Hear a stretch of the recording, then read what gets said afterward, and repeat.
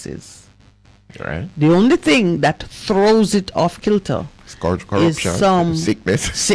Disease, sickness, some extraordinary event that just throws it into a tailspin. And I'm not one who believes in coincidences. I think if you see something happening in a particular way, there is an underlying factor that you need to tease out. So then, you ask, why do we set about doing things which require an obvious chain of events, yet the very obvious step 2 seem to be missing? The truth of the matter is, with the level of corruption that we experience in this country, that's reported in this country, you can finger it as the culprit every time you see something happening that is weird.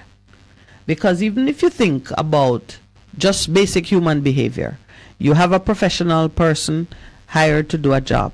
That person, absent some kind of interference, wants to do the best job possible because they want more work. Mm-hmm. I mean, we don't have to elevate it to any, virtuous position. Mm-hmm. You want more work. This is what you do for a living. If you do it well this time, you'll be recommended, considered, brought in a second time and a third time and a fourth time. So you don't go in saying, oh, I'm just going to rub this into the ground and I'm going to take away all of the money that should be there for maintenance and there'll be no spare parts. Who needs that? But you say, but what I'm saying, all right, so we're looking at NWA and the works. Mm-hmm. One thing that comes to mind, yes, is going to St. Mary Junction. Mm-hmm. Junction not finished yet, you know? Yeah, we drove through it. Junction not finished yet. So what is it? The 9th marvel of the world and engineering feat that defies everybody? What is it? Why would one little piece of road? I just say this. Okay. No, don't leave it, Percy. Give a theory. What is it? What about it frustrates its own completion? Understanding that everybody wants to see it completed, the citizens. So let's assume they're not stealing from it each time they mobilize. The politicians want to see it finished too, because now, if they were even, let's say they were stealing, if it continues for such a long time, everybody going to know, said, this is what you're doing. The contractor, nobody profits, benefits, looks good. I take away the word profit. Nobody looks good from the continued disaster. Yeah. So what is it then? It has to be something that don't run on righteous lines. Something that feeds off chaos and confusion. Righteous lines meaning that it's transparent, it's accountable. Right. And then even in terms of it delivers a good result. Even in terms of envisioning the project. Mm-hmm. Why was it rushed when it was rushed and not doing the proper scoping of the work? Yeah, but how long have we been gone now? Because that could have been rectified seasons ago. So you rushed it and you repent. You repent. Yeah, you rushed it and now you repent. So you put in the good planning. Why does it continue? My sister. Corruption. That is what we are trying to teach here that when we say corruption is anything that prevents a healthy body from functioning according to design. Mm-hmm. Agreed? Yeah. We don't carry it any higher than that. Well, okay. We're saying what should flow normally has been interrupted. The reasons for it, whether it is incompetence, bad quality product, deliberate malicious interference, just whimsical happenstance that nobody can really. This time is today is Percy, tomorrow is Minett, the next day it's Lowell, the next day it's Lloyd, and it just keeps going. It's an uncoordinated chaos. You say that. Do you know that on the weekend, mm-hmm. I was at a celebrating somebody yesterday, her 75th, and they were saying, boy, it took us a long time to come from Montego Bay to Kingston because there is a point at which they had to stop because the Riley River over flooded, so it was impossible. Where's Riley River? In St. Anne's Bay or Hanover or St. James, there's a river there. And they say it took them hours. That's separate and apart from what happened in terms of flights being diverted from Montego Bay to Kingston because they closed the runway. You knew about that, right? Oh, yes. So, so they were saying, they said, well, the truth is, they're doing work and the river overflowed, we couldn't pass. They say, okay. Because I share this with you. I remember I was in Monique and I was driving a place and I saw some houses underwater.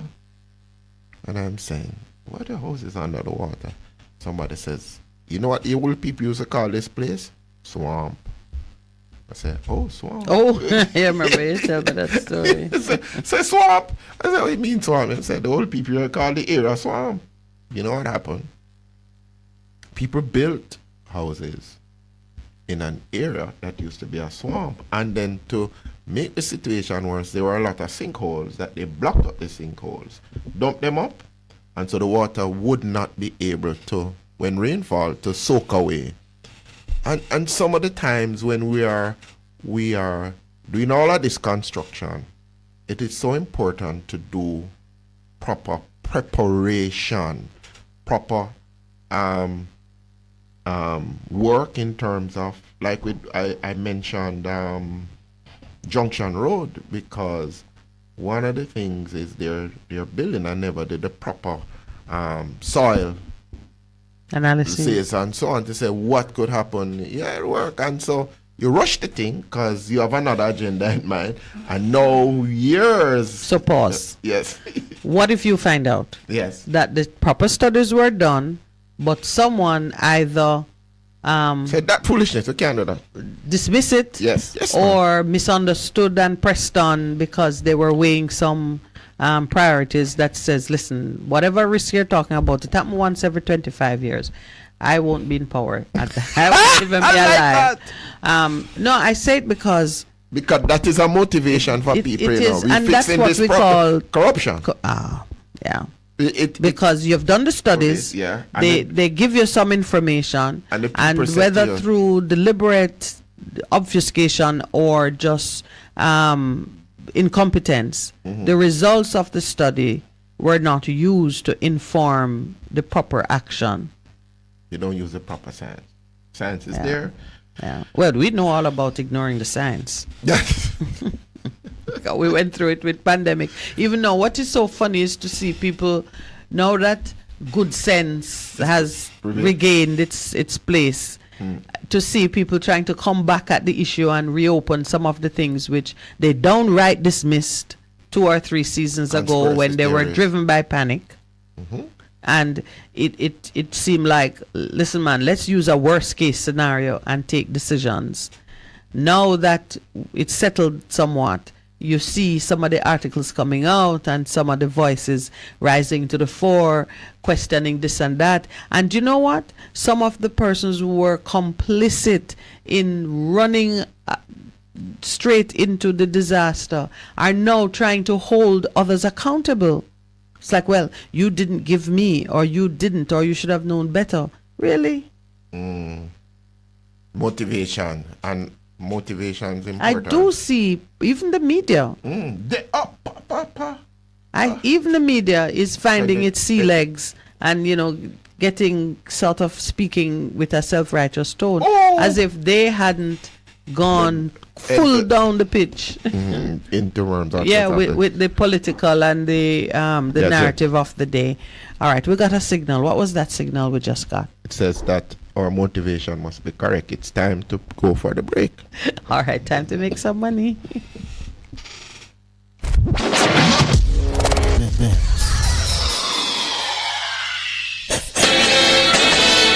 The recovery of Jamaica's economy following the COVID-19 pandemic has been commended by members of the regional and international community. The recovery has improved confidence in Jamaica by the rest of the world, including rating agencies. While this is a plus for Jamaica, the individual Jamaican does not always feel the direct benefits of the country's good economic performance. On Going for Growth, we will look what the government has been doing to ensure that the macroeconomic gains are felt by the average Jamaican. Stay with us. Prime Minister Andrew Holness, during the Office of the Prime Minister's quarterly press briefing last week, pointed to improvements such as the reduction of the inflation rate, stabilization in the value of the Jamaican dollar, as well as the low unemployment rate. Our growth rate for the last fiscal year was 5.5%. Our inflation after the pandemic went as high as 11.8%. We're now down to about 6.2%, maybe a little bit lower. Our dollar has remained stable even after the fallout of the pandemic. But the one statistic that I really like to mention when I speak about the stability of the economy is our unemployment rate. Our unemployment rate continues to be low. The Prime Minister admits that while this is a positive for Jamaica, the fact that Jamaicans cannot tangibly recognize these achievements has to be addressed. Government understands this very well. It feeds into, easily supports a narrative that nothing is happening and everything is going wrong, when clearly the economic metrics are going in the right direction. But psychologically, because of the impact of inflation, people's mood may not reflect that. Governments have to be, in this era, governments have to be smart. Governments have to be agile and responsive as well. He makes note of the policy changes already effected to provide social relief to the vulnerable groups in society. Prime Minister Andrew Holness explains that these changes are directly connected to and are a result of the improvements in the economy. This is why the government has put in a social pension. If you are 75 years and older and you have no income, you can apply to the Ministry of Labour and Social Security, and you can get support in a form of social pension. We have increased the pension benefits recently, and we have also increased the minimum wage as well. I make these 2 points at the extreme ends of the spectrum of the demographics to show that government policy is not merely focused on economic statistics. At the heart of it, at the core of it, it's about how the economy serves people. He points to the Public Sector Compensation Review Program as another example of this improvement, as the salaries of public sector workers have been adjusted. Through the Compensation Review Program, which has seen a massive increase in the government's wage bill. The truth is that the government's wage bill has increased by in the region of about $110 billion. It means that households who are employed in the public sector will have more resources, and over time it will moderate, particularly as it relates to inflation. And that's where we end the conversation on Jamaica's growth for today. I'm Jada Francis for producer Warren Bertram with studio engineer Andre Sawyers. Join us again next week as we continue Going for Growth. Thanks for listening. Farmers, protect yourself against the threat of predial larceny. Clear overgrown areas to remove hiding places for criminals. Don't sell livestock directly to people on your property. Invest in proper fencing and gates on the farm. Patrol your farm regularly. Tag all your animals, especially if they graze in communal spaces. Share information about suspicious activity in your area with other farmers. And if you spot predial thieves on the farm, don't approach them. Dial the police at 119 or Crime Stop 311. Remember, if you see something, say something. A safety message from the Predial Larceny Prevention Coordination Branch, Ministry of Agriculture, Fisheries and Mining. Human trafficking is happening in Jamaica now. Help end it now. Call 876-906-4908 or 211-119-811 and 311. A message from the Ministry of National Security. A production of the Jamaica Information Service, the voice of Jamaica.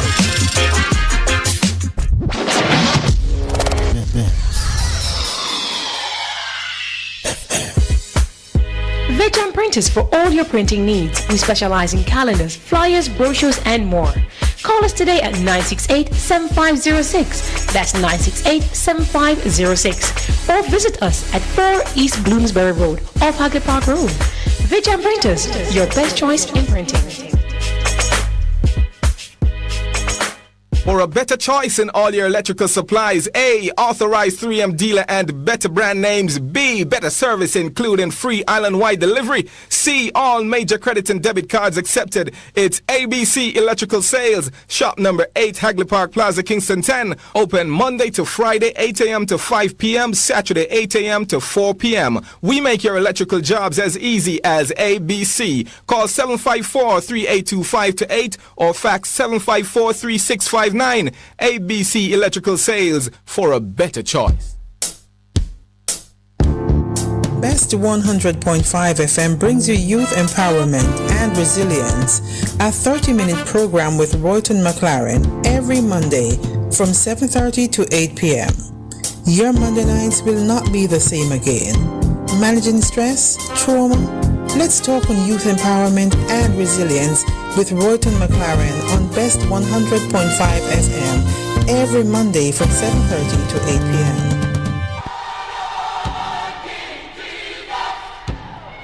Praise the Lord, praise the Lord. God is good. This is already pastor and friend, Reverend Simon Peter Jones, inviting you, my friends, to listen every Tuesday evening on Best 100 FM at 7:30 p.m. for the program, The Voice of Hope, as we extend hope to the hopeless in this dying world. God is good. Be encouraged. Hope is in. Half a tree. 100, 200. Ready, mama? Ready. Is this the confusion you feel when trying to work your way through medical systems in Jamaica? Try a dose of Ask Dr. Mary every Thursday at 5 to 6 p.m. Let Dr. Mary help you understand your medical problems and bring you to a calmer place.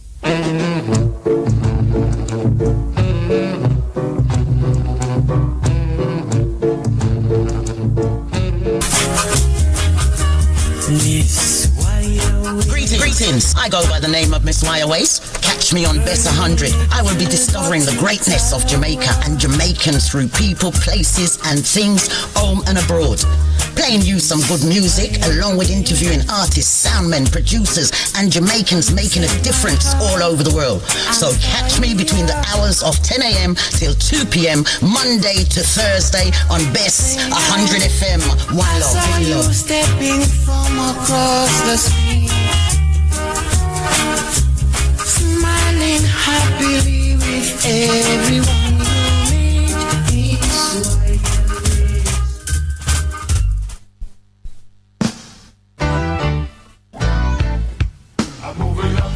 Bess 100 FM presents the Mature and Moving Up Show with Lascelles Butch Chen on Thursdays from 6 to 9 p.m. Welcome to this pioneering radio program on our continuing worth in our maturing years, compellingly defined to educate and liberate the younger generation. Tune in and welcome. Get inspired when you tune into Vent, brought to you by Via Express Couriers. This and every Wednesday at 5 p.m. on Best 100 FM. Hear from some of Jamaica's top entrepreneurs. Get updates on deals and upcoming events, tips for business, and pure vibes. Vent, a safe space for discussion. Make a chat, no man. The Morning Connection is not your usual talk show. We aim to stimulate discussion and chart new paths to self-empowerment. So please join us, Minett and Percy, on The Morning Connection, Mondays to Thursdays, 6 a.m. to 10 a.m. on Best 100 FM. It's good, it's better, but nothing beats. Good morning. Welcome back to The Morning Connection. Even as we contemplate, consider, think in terms of the many things that continue to happen in our nation. Oh Lord God. You to whom vengeance belongs, O Lord, you to whom vengeance belongs. Shine forth, rise up, O judge of the earth, give to the proud a fitting compensation. O Lord, how long will the wicked rejoice in triumph?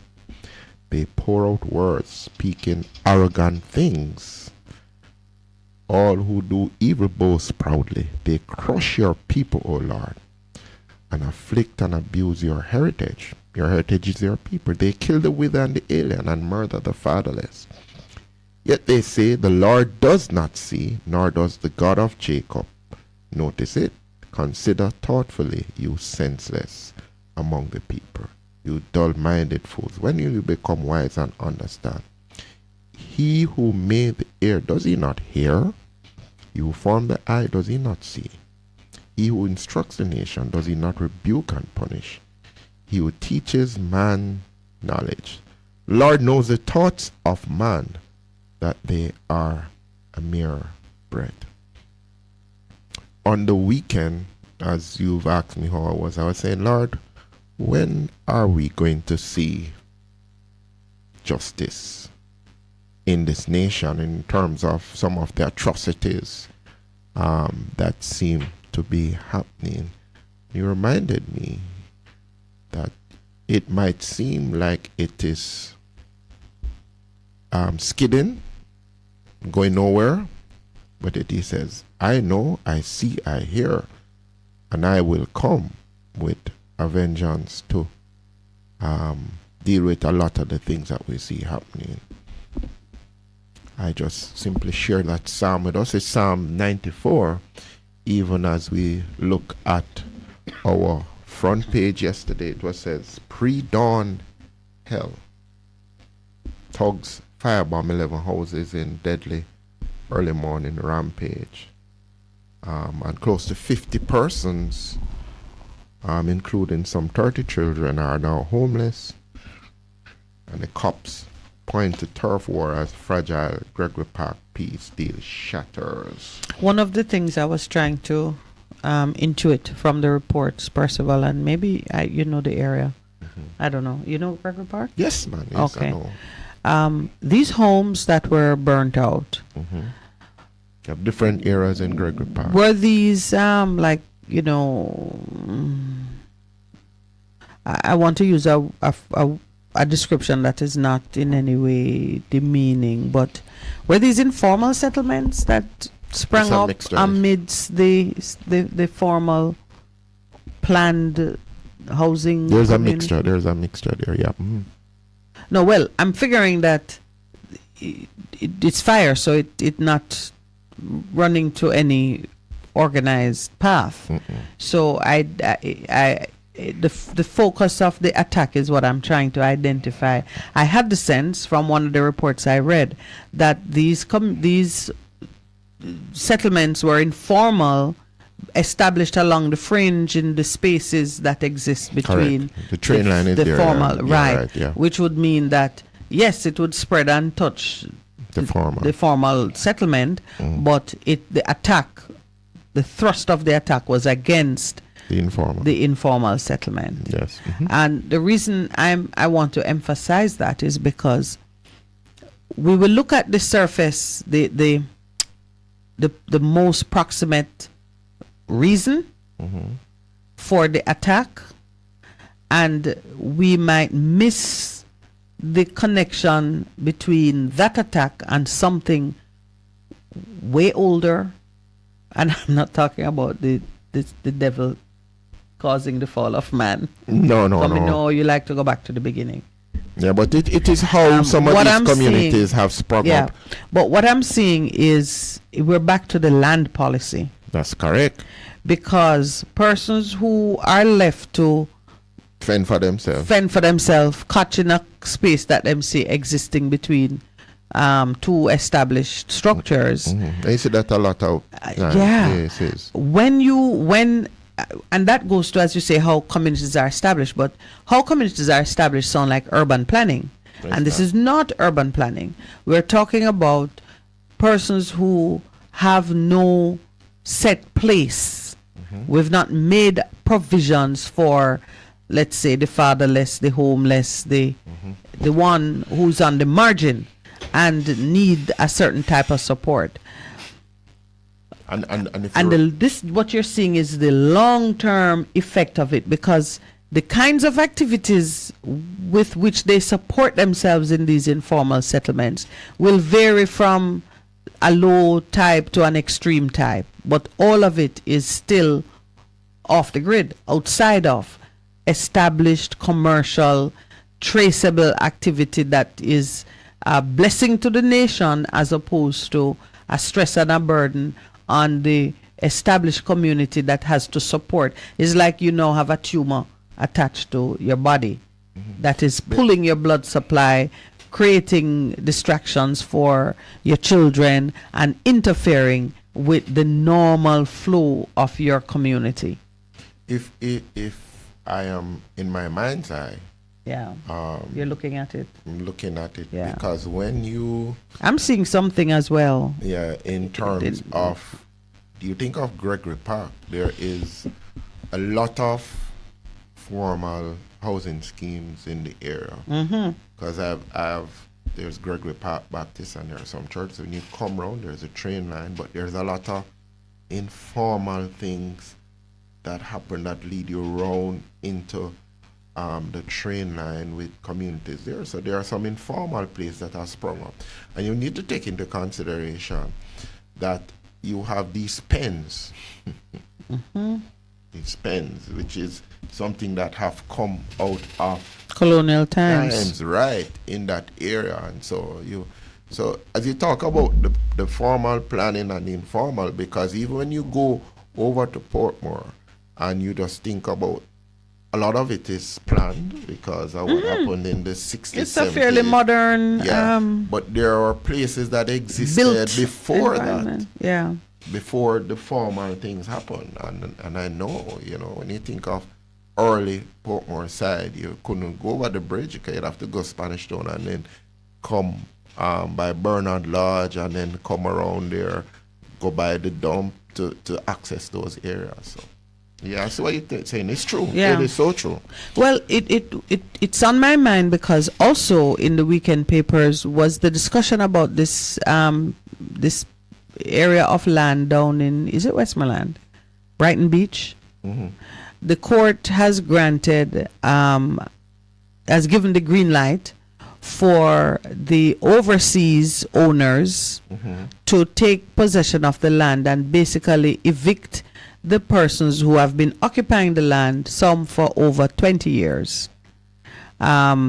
The lawyer who is in the matter, a man with an African name, it escapes me at the moment, but he, in commenting on it, says it's interesting that no one has filed any adverse possession claims.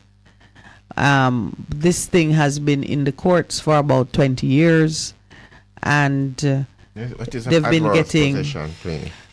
This is where persons who occupy land which they know belongs to someone else they've established a claim that is adverse, challenging the owner, the rightful owner's interest. Okay. So squatters is the word that is commonly used.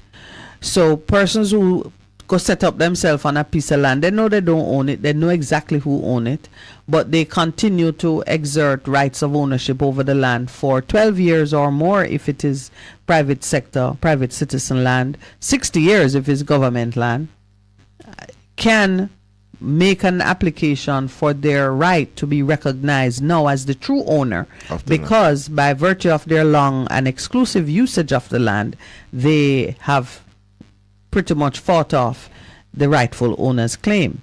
And that can happen whether the land is registered land or it is unregistered land. A lot of unregistered land is in Jamaica, but this piece of land in Brighton Beach is like it's hundreds of acres, it seems, of land that somehow has passed from some owner who I don't know who the previous owner was into the hands of an American family, it seems. They bought it, or they bought it, and they bought it with many squatters on it. with people living on it, established business on it. I think if you know a place called Jess Beach, there's commercial operations, there are,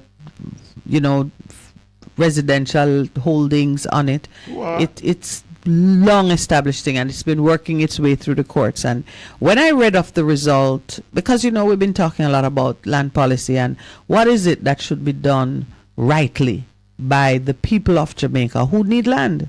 These people who have occupied the land for going on 20 years, some of them, and apparently violence has erupted at some point in the past, which led to at least, I think they say like about 4 persons have been murdered as they fight violence over the land in relation to the same land.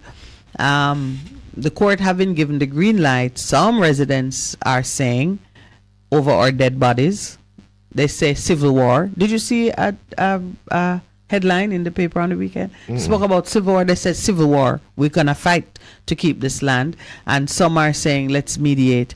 But when I read the full report, there is talk about the landowners saying they would gift 20 acres of land to the government as a resettlement for the persons who are currently occupying it to be moved, resettled on this 20 acres. The whole thing, Percival, if you read it as a righteous man, been looking at these issues for a while, is very disturbing to the spirit.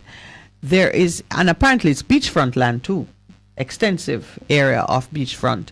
And we've been fighting to reclaim the right to use the beaches of this nation. So to see that through the legal system. Now, the reason I'm raising it in this context is that beyond whatever the law might say, beyond that, because I'd love to talk about the spirit of the law versus the letter of the law. Beyond what you find in the letter of the law, there is the spirit that needs to be contended with. And I do not believe, me speaking here as a Jamaican, I do not believe that Jamaicans should be removed from a land which they have occupied for decades so that foreign investors can come in and have their run of the best areas of Jamaica. As a Jamaican, I don't believe it. I believe it is wrong. I read the story and I said, in some countries they wait until people die before they try to just do whatever they want with the land. Not so in Jamaica. This case apparently has gone through the courts for a long time, and it seems at all levels the people have lost.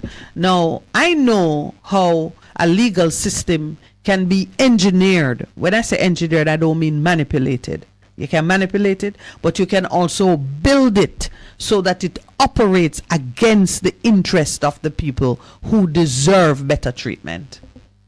And I keep seeing that in Jamaica. In our own country, our parliamentarians, make laws acting under the authority we give them, that the fullness of those laws hurt us. I've been in countries where I told you I learned the word belonger. In the Caribbean is where I learned that you can be a belonger and a non-belonger. When you were in the U.S., the British Virgin. When I was in the British Virgin Islands, little island states that can't be too open about how land is owned because they would find themselves overrun by foreign owners. And I'm not talking about any color of skin, no.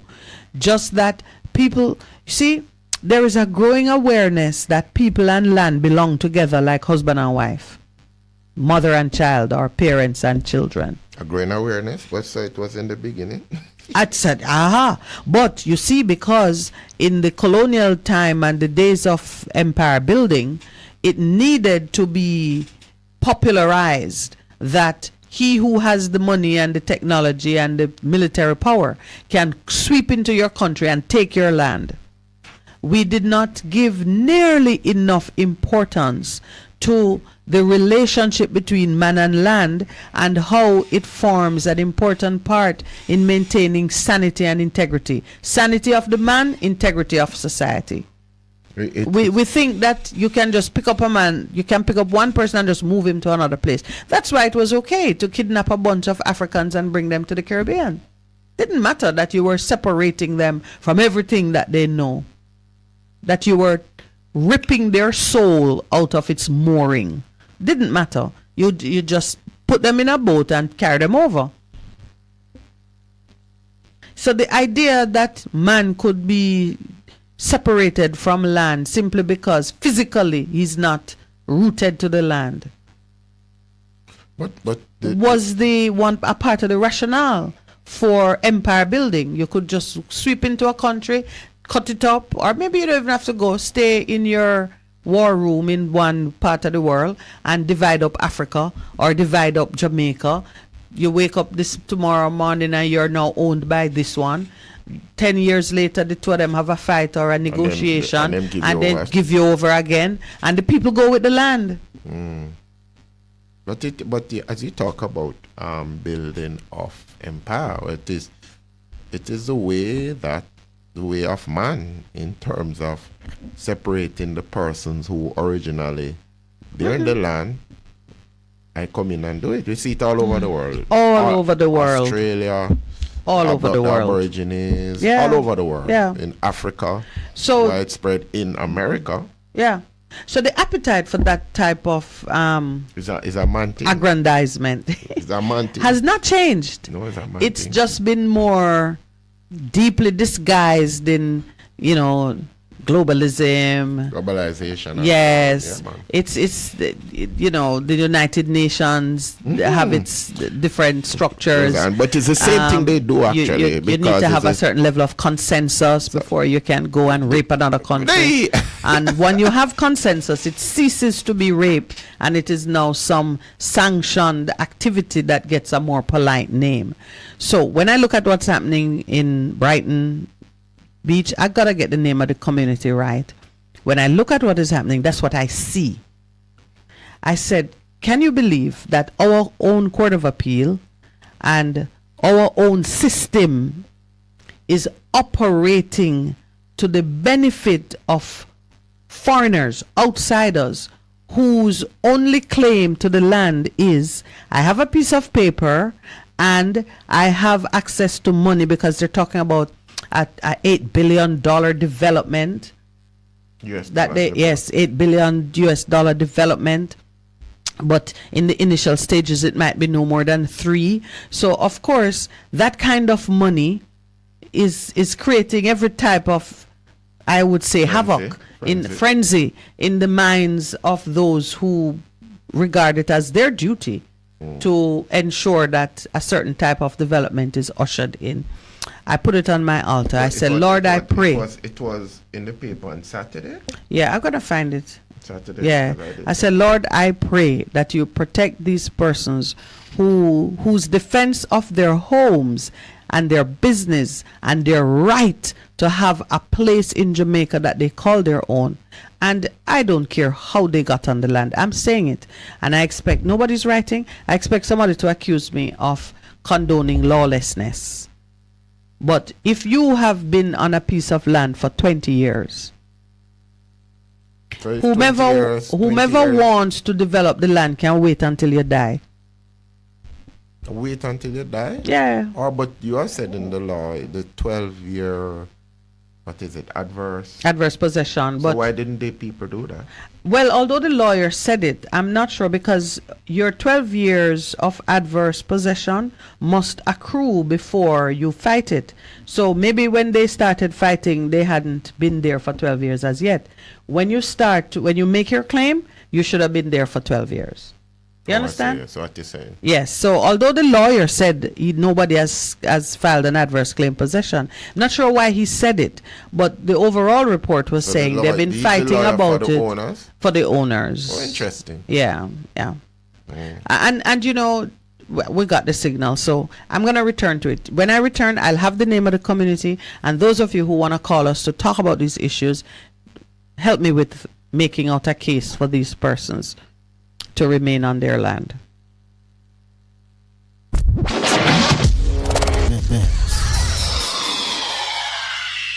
For a better choice in all your electrical supplies, A, authorized 3M dealer and better brand names. B, better service including free island-wide delivery. C, all major credit and debit cards accepted. It's ABC Electrical Sales. Shop number 8, Hagley Park Plaza, Kingston 10. Open Monday to Friday, 8 a.m. to 5 p.m. Saturday, 8 a.m. to 4 p.m. We make your electrical jobs as easy as ABC. Call 754-382-528 or fax 754-3659. ABC Electrical Sales, for a better choice. Looking to clean your vehicle super clean? 123 Clean Car Wash, located at 2 1/4 Osborne Road, Kingston 10. Entrance on Grove Road, below Tropical Battery. They wash and vacuum, undercarriage wash, engine wash, polish and compound, shampoo and detailing. Call them at 876-631-3400. 123 Clean Car Wash, the best in the business for a cleaner wash. 1, 2, 3, believe me, it's so easy. 1, 2, 3. Half a tree, one and drive, half a tree. Bossy, how you do I take taxi star? Jano, I want to tell you, say, 2 months now, my transmission mash up, and I check everybody and can't hear nothing positive. Yeah, hear me? You waste all that time I shop around and never call the experts. Winters Auto have them. Them have over 35 years of experience and them diagnose the problem and get back your transmission brand new. For them service excellent and efficient. Trust me, man. You hear me? Call them at 929-7040 or go to them at 106 Maxfield Avenue, Kingston 13 and talk directly to the boss. Just tell them I'm me send you. You big star. Yeah, man. Respect my boss. I try and call you, cause trust me. Auto Spares and Repairs, good afternoon. What a relief. Veteran Printers for all your printing needs. We specialize in calendars, flyers, brochures, and more. Call us today at 968-7506. That's 968-7506. Or visit us at 4 East Bloomsbury Road, off Hagley Park Road. Veteran Printers, your best choice in printing.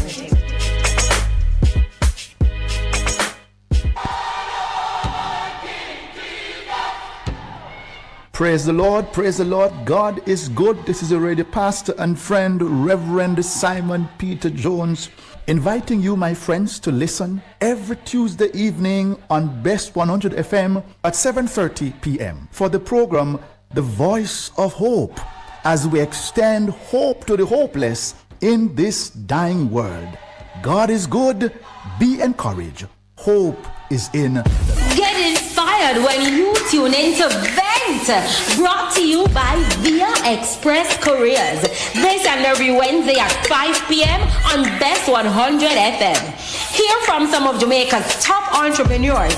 Get updates on deals and upcoming events, tips for business, and pure vibes. Vent, a safe space for discussion. Make a chat, no man. Greetings, brothers and sisters. I invite you to join us for the Church of Our Lord Jesus Christ radio program with Elder Kendrick Murray, where we stand firm that Jesus Christ is the Son of God. This broadcast is heard every Saturday from 12 noon to 1 p.m. and again on Sundays from 4 to 5 p.m. The church is located at 3550 Pleasant Valley Road here in Mobile, Alabama, in the United States. You may visit our website at sonofgodlives.org or our YouTube page at Minister K. Murray.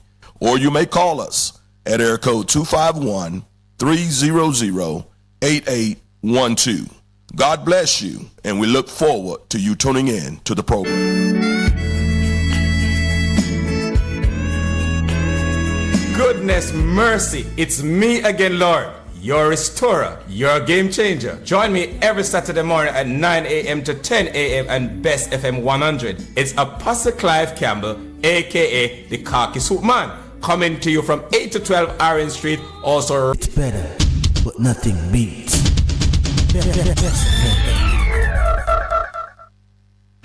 Welcome back. So I sent Pastor Percival hunting, and I'm anxious to hear his thoughts. So far, he has given me more information than I recalled. 850 acres of land in Little Bay.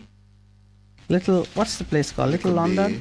Little Bay. And Brighton in Westmoreland. And Brighton in Westmoreland. 850 acres of land. And there's a government school on the land. So it's not just the common folk. No. It's not just the common folk. Primary and infant school to remain undisturbed. Well, I tell you.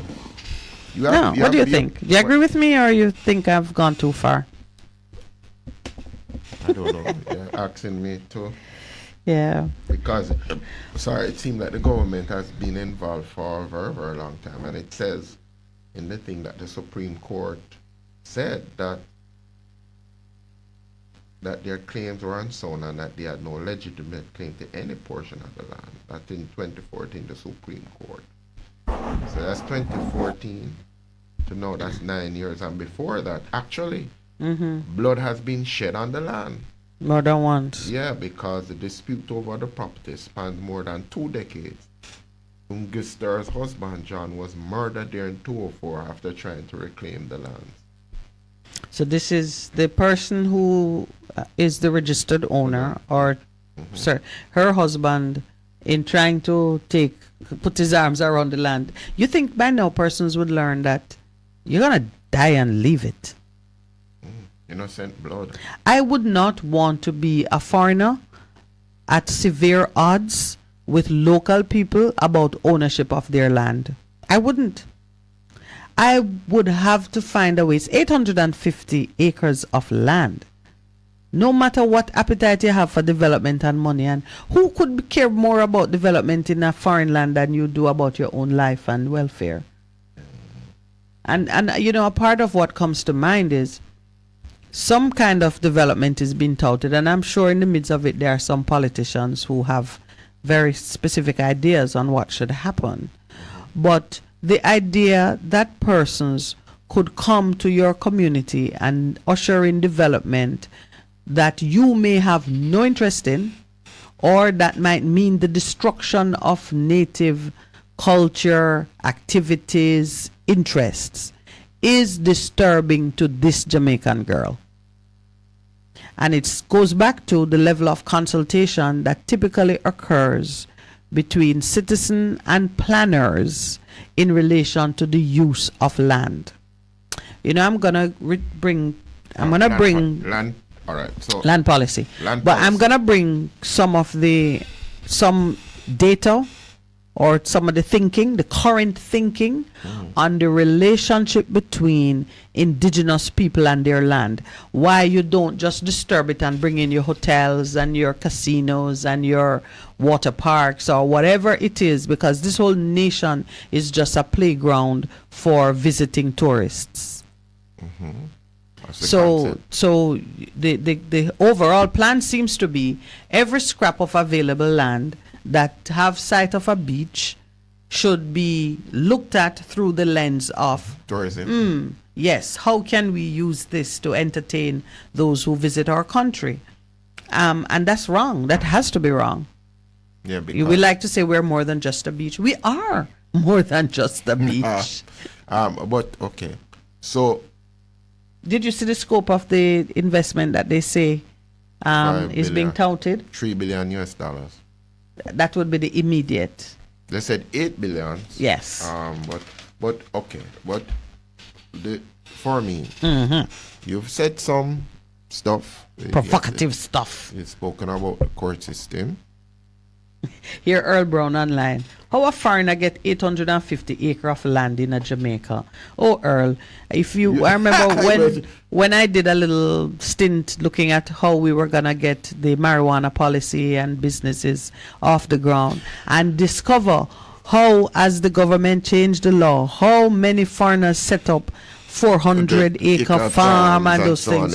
You would be amazed, while Jamaicans have to live on the side of the river and on canal bank and in between because spaces. I want to shift it to over a land policy in terms of how you utilize land. Because even... I know you say shift, but that's what it is. Yeah, because you spoke about the court system and how that facilitates whatever. But your land policy is very, very, very, very important in terms of how you deal with things. Because I remember visiting Barbados and inheriting their land policy. Even if you come and invest in their land, they put in it that you cannot prevent the locals from accessing beach and all of them things. So that's in relation to access to beach. Access to beach and things. And even recently, if my memory serves me correctly, there was something in Barbados between, I think it was sandals or something in terms of investment. Hotel and them saying you can't do that and So, but they fought for that. Yeah, the people fought for that. Politicians never give it to them. Right. They fought for that. Barbados is a little postage stamp size of the size of Hanover. It can fit into Hanover, and they have put. So they can't afford to we can't give up. afford either. Now many of us think we can because some of us don't even live near a beach. There are some people in Jamaica who don't even go beach. But it's not even beach. So, it's just how we use the land and how we use the land to move the prosperity of our people forward. And we think in a lot of ways, and I see it in terms of the politicians and the technocrats, that they don't think that Jamaicans can do right by Jamaicans in terms of how we deal with land. Because even something like, look at what is happening with Bernard Lodge. They cut up at the land and the big industrial things. And remember, leaching, wasn't it? Because it don't matter that he's a Jamaican. Yeah, because the fact is, how do we deal with utilization of our land to ensure food security, ensure housing, and equity in the distribution of it. Yes. So there's a thinking. I don't have to be looking. Go back to the rubber baron kind of thing. Yeah. Yes. Because that's what it is. In terms of the court system, I can't comment on it. Listen. When I look at the operation of certain institutions that are either quasi-judiciary or, I can make some comments right without even any deep thought on the matter because these things are so obvious and you see them creating upset. The Industrial Disputes Tribunal is a quasi-judicial body that sees to the rights of workers. Right. Why isn't it a court, a full-on court? You know why? Because if it was a full-on court, because labor is constantly put at a lower position than capital. So you have commercial court. We have a commercial court, not the best at the moment, admittedly, but if you have your commercial transactions, you don't have to be scrapping in the same courts where they're doing dog bite case and motor vehicle accident. You can go up to the commercial. You can go up to the commercial court where judges are dedicated to hearing matters can move faster because we recognize that capital have certain value and you don't let it sit idle for too long. But you don't do the same thing. But you don't do the same thing for workers' rights. You have a tribunal that is chaired by sometimes they use a lawyer, but I'm not going to be disparaging about it. I'm just saying that there are some things. Where it put it. So same priority, standing importance. It should be so. It should be so. And we justify it with all kind of talk and language, which just means you don't think it's as important. Aye. You do not think that it is as important. And it don't move any faster than the commercial court. Wow. But to me, that tells you where you place your priority. Other industries get regulators and robust legal systems. Anything to do with labor is reserved for a code. Yeah, but it speaks to the vestiges that come back from the plantation. Course. Yes. That's why the policeman can't speak his mind freely without being told to go sit in a corner and get no pay until you remember your manners. Remember who you are. And see, he went to court asking to be returned to his job and it was denied. It was denied? Yes, he was asking for what would ultimately be an injunction. Let me continue my work while these things go through their paces. Many workers are permitted to stay in the job because he didn't commit an offense that went to integrity or trust and confidence in his ability to do the technical work. What he did is the High Command calls it undermining the effectiveness of their authority. So it's like insubordination, but it's not a moral, it's not an offense that speaks to his integrity. Do you understand? If somebody steal from the job, you would say, stay home because we don't want you to stay here and steal more creatively. Or if they did something which placed at risk your assets in the business. He was speaking up for the rank and file. So the most that would happen is that the rank and file would be way more respectful and obedient to orders. And someone like that you want to work with. You don't want to distance them because they're a threat to your fragile authority. Okay. To me, those ways of treating with the rights of labor of workers tells me that you don't see them as having the same weight, importance, and position. You do it. That is not even up to speak about. But somebody sent me something here. It is time for change. New political movement to push for direct election of president. The Jamaica Patriotic Movement, which is hold its first national conference on Sunday. So who are the people with this one? A guy by the name of Carlos Day, the convener of the movement, which was launched 4 years ago, says the conference is staged at Jamaica Conference Center in Down. Used to establish it as a national entity determined to push for well-needed changes. So one of the things he's talking about, it's called the Up Jamaica Movement, Constitution going forward.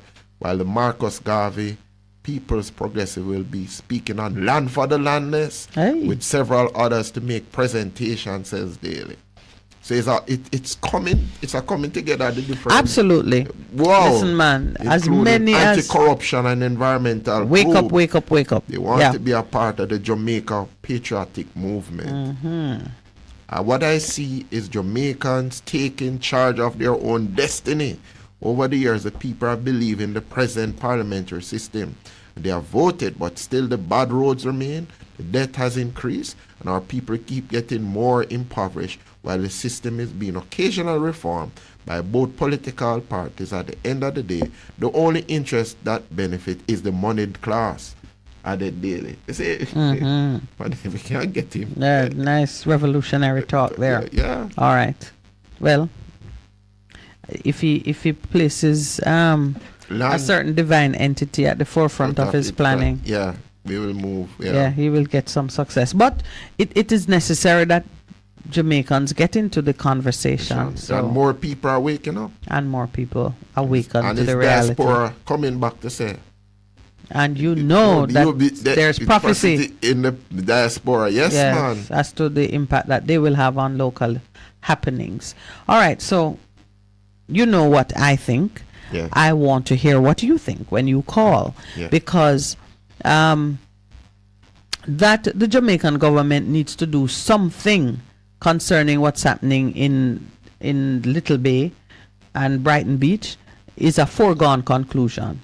And when you read the story on it, you will see that the Jamaican government itself has participated in use of this land. Yeah. And there has been talk about a resettlement, which it doesn't seem as if the residents are actually interested. I don't know where the 20 acres is, but it seems like maybe how the locals have used the land would be a definite interference with some of the plans that the registered owner might have. The system of registered ownership of land, in and of itself, not a bad thing, because the financial system and many other institutions require some certainty as to who owns what. And if you want to be able to use your property in a certain way, you need to have a credible, satisfactory proof of ownership. Nothing wrong with that. But there are some rules surrounding how you determine issues pertaining to land, which, well, you know how it is. Laws are impersonal. Yeah, that's it. Laws are impersonal. So a court seeing a title and hearing certain arguments would not look behind what is there in keeping with the rules as we know them. But those rules, Percival, we're going back to empire building. Those rules come from a place where the one who has organized a certain level of proof on paper will have the ultimate say. We do say possession is 9/10 of the law. We say it. But when it comes to registered land, possession takes on a different meaning, because possession involves possessing the paper. Oh. Yes. So the titled owner, have the paper with your name on it. You've not been here for 10 years, say. But are you possessing it? But is you possess the land? The person who is actually on it, keeping it fruitful, doing exercising various acts of possession. And so it's making you think now, or certainly I've toyed with the view over the years that the duration of time for adverse possession rights should be shorter. Well, you said and that it should before. be shorter because if we really want land to be under active development, we should never permit an owner of land to do nothing on the land except maybe pay taxes. And that's not doing anything on the land, that's feeding government. Land requires active care and involvement. But I agree with you on that, because you've often heard it when it is politically nice to say. When force people to work on the land. That's what comes from government from time to time. Yeah, because you see land, all of these parts you drive through, a man want land for farm and things. Right. So it raises and good land is just sitting there. Not doing anything. So the whole thing of the land policy is important. I want to just bring back on our front burner, as we talk about the issues in the nation. One of the things is the Integrity Commission and the parliamentarians who are under investigation. Yes. Some people are saying it was in the Sunday paper, should take leave of absence from official duties. And then because remember, the Integrity Commission, even though they have people on the investigation, you can't name who it is, because they have named people for illicit enrichment, and you don't know who it is. And then there's this cartoon in the paper today, so the Integrity Commission has a bulldog out there sniffing, but him sniffing and growling, but he can't buy it. And that needs to change, because as we talk about the constitutional arrangement, come on. So here's some things that we know, and we can actually be more incisive in our positioning. We know that each individual who's under investigation has been notified. Yeah. Oh yes, that's true. Has been notified. And we've been hearing comments on the different places.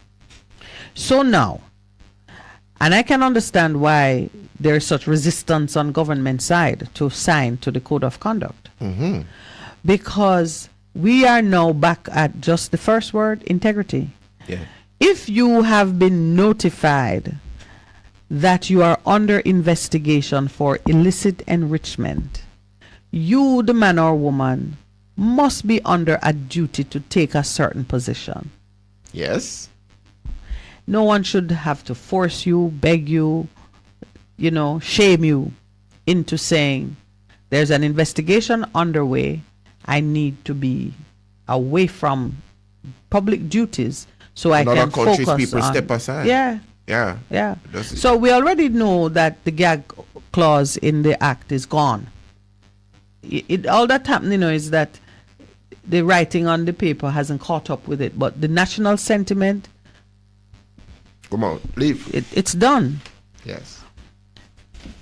Integrity Commission has confirmed that every person under investigation knows who they are. And they've been notified. They've been notified.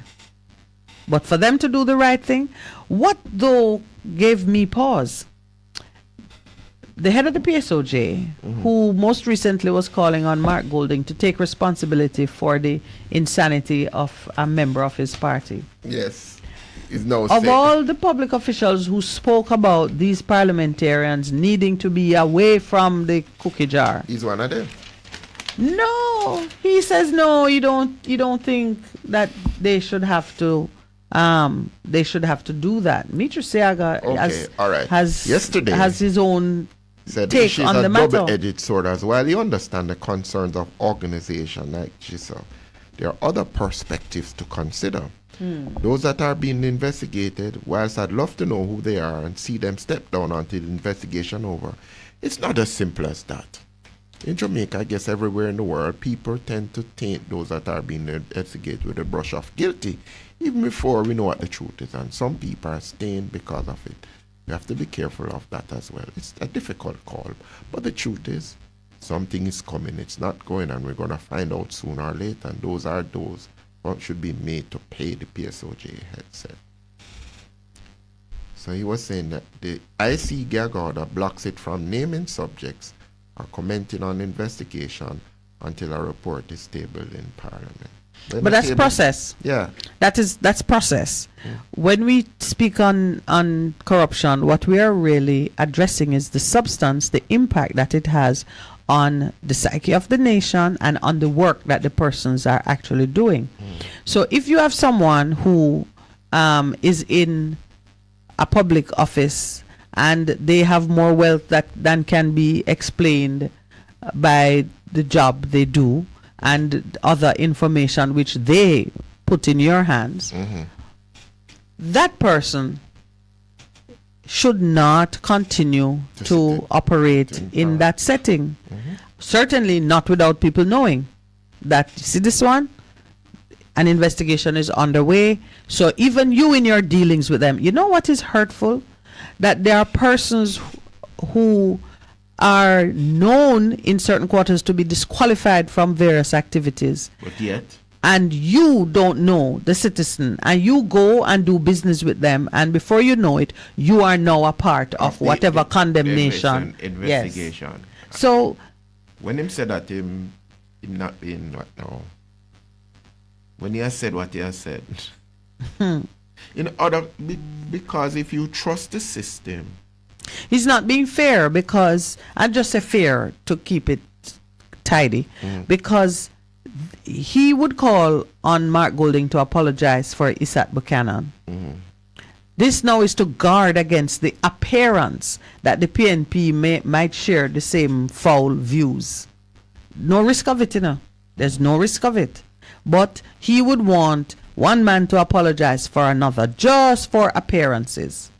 But when this is... But on something as important as access to the public purse and preserving the integrity of both the commission and the parliamentarians and the system of democracy that we have, he would be thinking, well, it might, we're gonna think that the people are corrupt, and that's not fair to them, and so it's better let us just let it come out in good time.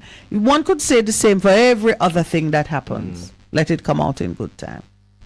Yeah, Earl contributes some information here. He says, in Kenya, if a non-Kenyan wants to buy land, they must buy the land in partnership with a Kenyan citizen or lease the land for 99 years. That's very common in the other islands. You can't. In fact, at one time in Jamaica, in order for you to purchase real estate, you had to get, I think, Bank of Jamaica permission or something. Oh, serious? Yeah. It was common in the islands that you protect land so that local people wouldn't be outnumbered in their bid for land and in the enjoyment of land.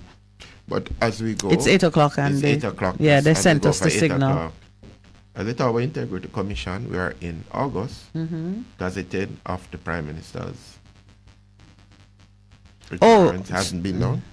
Yes. Leave it that. Let's talk about that. Good.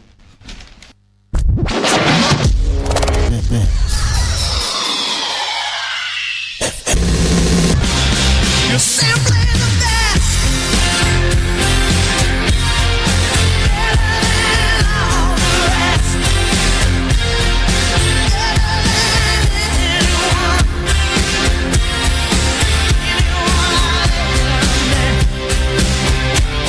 You're simply the best. Best FM 100 on your dial. Keep listening. Hello, I'm Emily Thomas with the BBC News. The coup leaders in Niger say they've gathered enough evidence to prosecute the deposed President Mohamed Bazoum for high treason. A spokesman said Mr. Bazoum and his accomplices could also be prosecuted for undermining the security of Niger. Andrew Harding reports. A spokesman for Niger's army went on national television to accuse the deposed president of high treason. He said the country's new leadership had been busy gathering evidence against Mohamed Bazoum and his local and foreign accomplices. It's not yet clear exactly what alleged crimes are involved. Niger's democratically elected president, his wife and son, are still being held in a basement amid growing international and regional concern about their health and security. At least 30 people are reported missing in northern Myanmar after a mudslide struck miners digging for jade. The incident occurred in a remote mountainous region of Kachin State. Here's Jonathan Head. Survivors have described a wall of mud, rocks and floodwater overwhelming them as they were digging for jade, sweeping many of the miners away. Several people are being treated for injuries and rescue teams are looking for the missing. The landscape in this part of Myanmar is scarred with hundreds of unregulated mines. These attract huge numbers of migrant workers from other parts of Myanmar who come to search for jade, most of which ends up being sold in China. Landslides are a constant threat, particularly at this time of the year when Myanmar experiences heavy monsoon rain.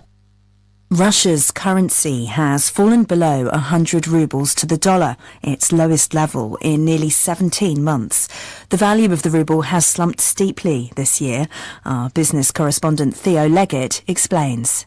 Russia isn't selling as much or getting as much export revenue as it used to. It used to rely very heavily on oil and gas sales. Gas sales to Europe have declined quite dramatically. Europe's been looking for other places to get its gas, and there's a price cap among the G7 nations on the price of Russian oil. So that's reducing the amount of revenue coming in. At the same time, the government's been spending a great deal on the war, and it's also become much more dependent on imports from areas like Turkey and China. But those regions are not particularly happy taking payment in rubles. Pakistan's new interim Prime Minister has been sworn into office. Anwar ul Haq Korka is a little-known senator from Baluchistan who was chosen as caretaker Prime Minister after the term of Shehbaz Sharif's government expired on Thursday. Mr Korka will oversee the next general election due before November. Landslides and flash floods have killed at least 29 people in India's northern state of Himachal Pradesh. Some of the deaths were in a temple that was destroyed in Shimla. BBC News. A right-wing populist candidate has shaken Argentina's political establishment by coming first in the presidential primaries. Javier Milei won more than 30% of the vote after calling for extreme austerity and the dollarization of the economy. He's promised to put an end to what he calls a parasitic political class that has sunk Argentina. The Chief of Staff to the President of Madagascar has been charged with a bribery offence in Britain. Romy Angiana-So is accused of asking a British mining company to pay him more than $250,000 in return for licences to operate in Madagascar. More details from Richard Hamilton. The National Crime Agency said Romy Andriana-Rousseau and his associate Philippe Tabato were arrested on Thursday at a meeting with Gemfields in London, where they were alleged to have demanded a bribe. The NCA said the arrest followed a fast-paced investigation into suspected bribery in action. Mining is a major industry in Madagascar and attracts more investment than other sectors. If convicted, the two men could face up to 10 years in prison. Human Rights Watch has criticised the Egyptian authorities for their failure to investigate or prosecute anyone for the killing of hundreds of supporters of the Muslim Brotherhood exactly 10 years ago today. What became known as the Rabat massacre saw up to 1,500 people gunned down by the security forces as they attempted to clear a sit-in by supporters of the ousted president, Mohamed Morsi. The French football champions Paris Saint-Germain have agreed a deal to sell their star Brazilian forward Neymar to the Saudi club Al Hilal. The fee is understood to be about $100 million for a player signed 6 years ago for a world record price of more than $260 million. The deal is subject to Neymar passing medical tests. World news from the BBC.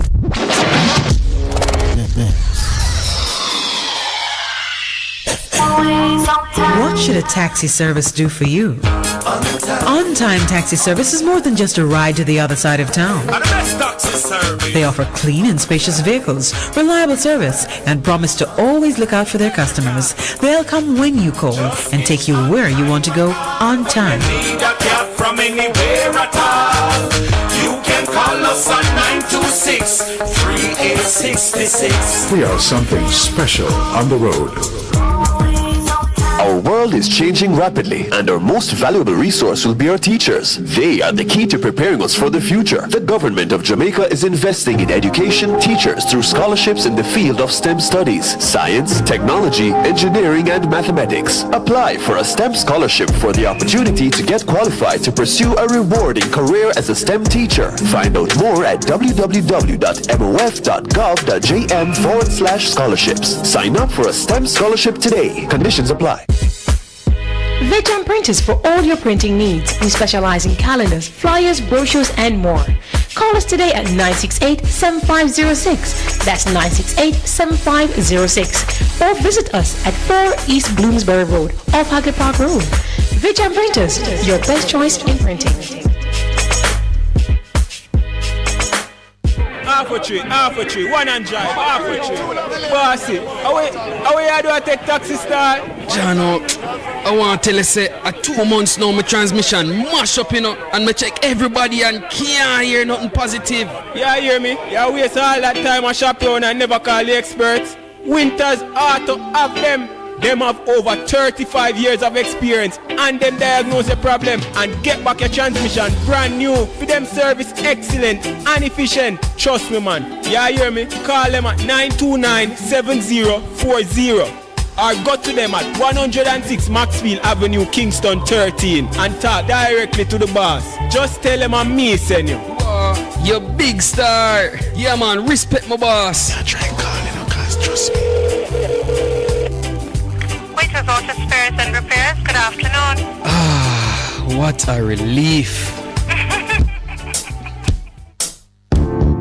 Best 100.5 FM brings you youth empowerment and resilience, a 30-minute program with Royton McLaren every Monday from 7:30 to 8 p.m. Your Monday nights will not be the same again. Managing stress, trauma? Let's talk on youth empowerment and resilience with Royton McLaren on Best 100.5 FM every Monday from 7:30 to 8 p.m.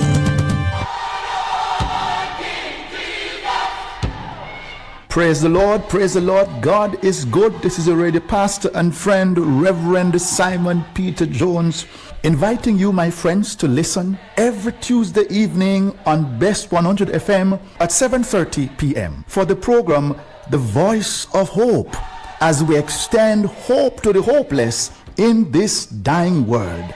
God is good. Be encouraged. Hope is in the Lord.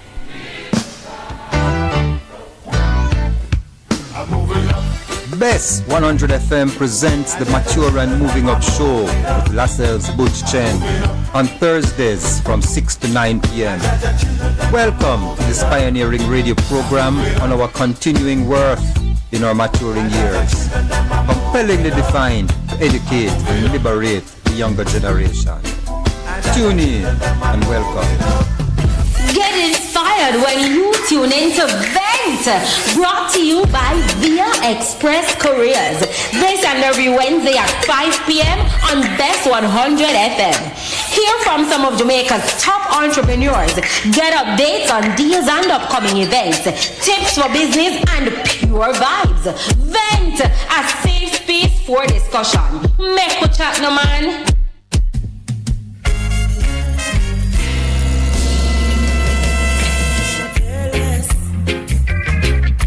And love more, 'cause you open up the door. Live, camera, volume. Live it up Fridays on Bess 100 FM. 10 a.m. to 2 p.m. with I, Ibi Lion, each and every Friday. Giving you the better vibes, heard everywhere.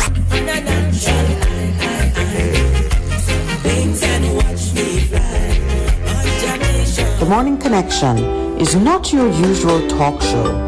We aim to stimulate discussion and chart new paths to self-empowerment. So please join us, Minett and Percy, on The Morning Connection, Mondays to Thursdays, 6 a.m. to 10 a.m. on Bess 100 FM. It's good, it's better, but nothing beats.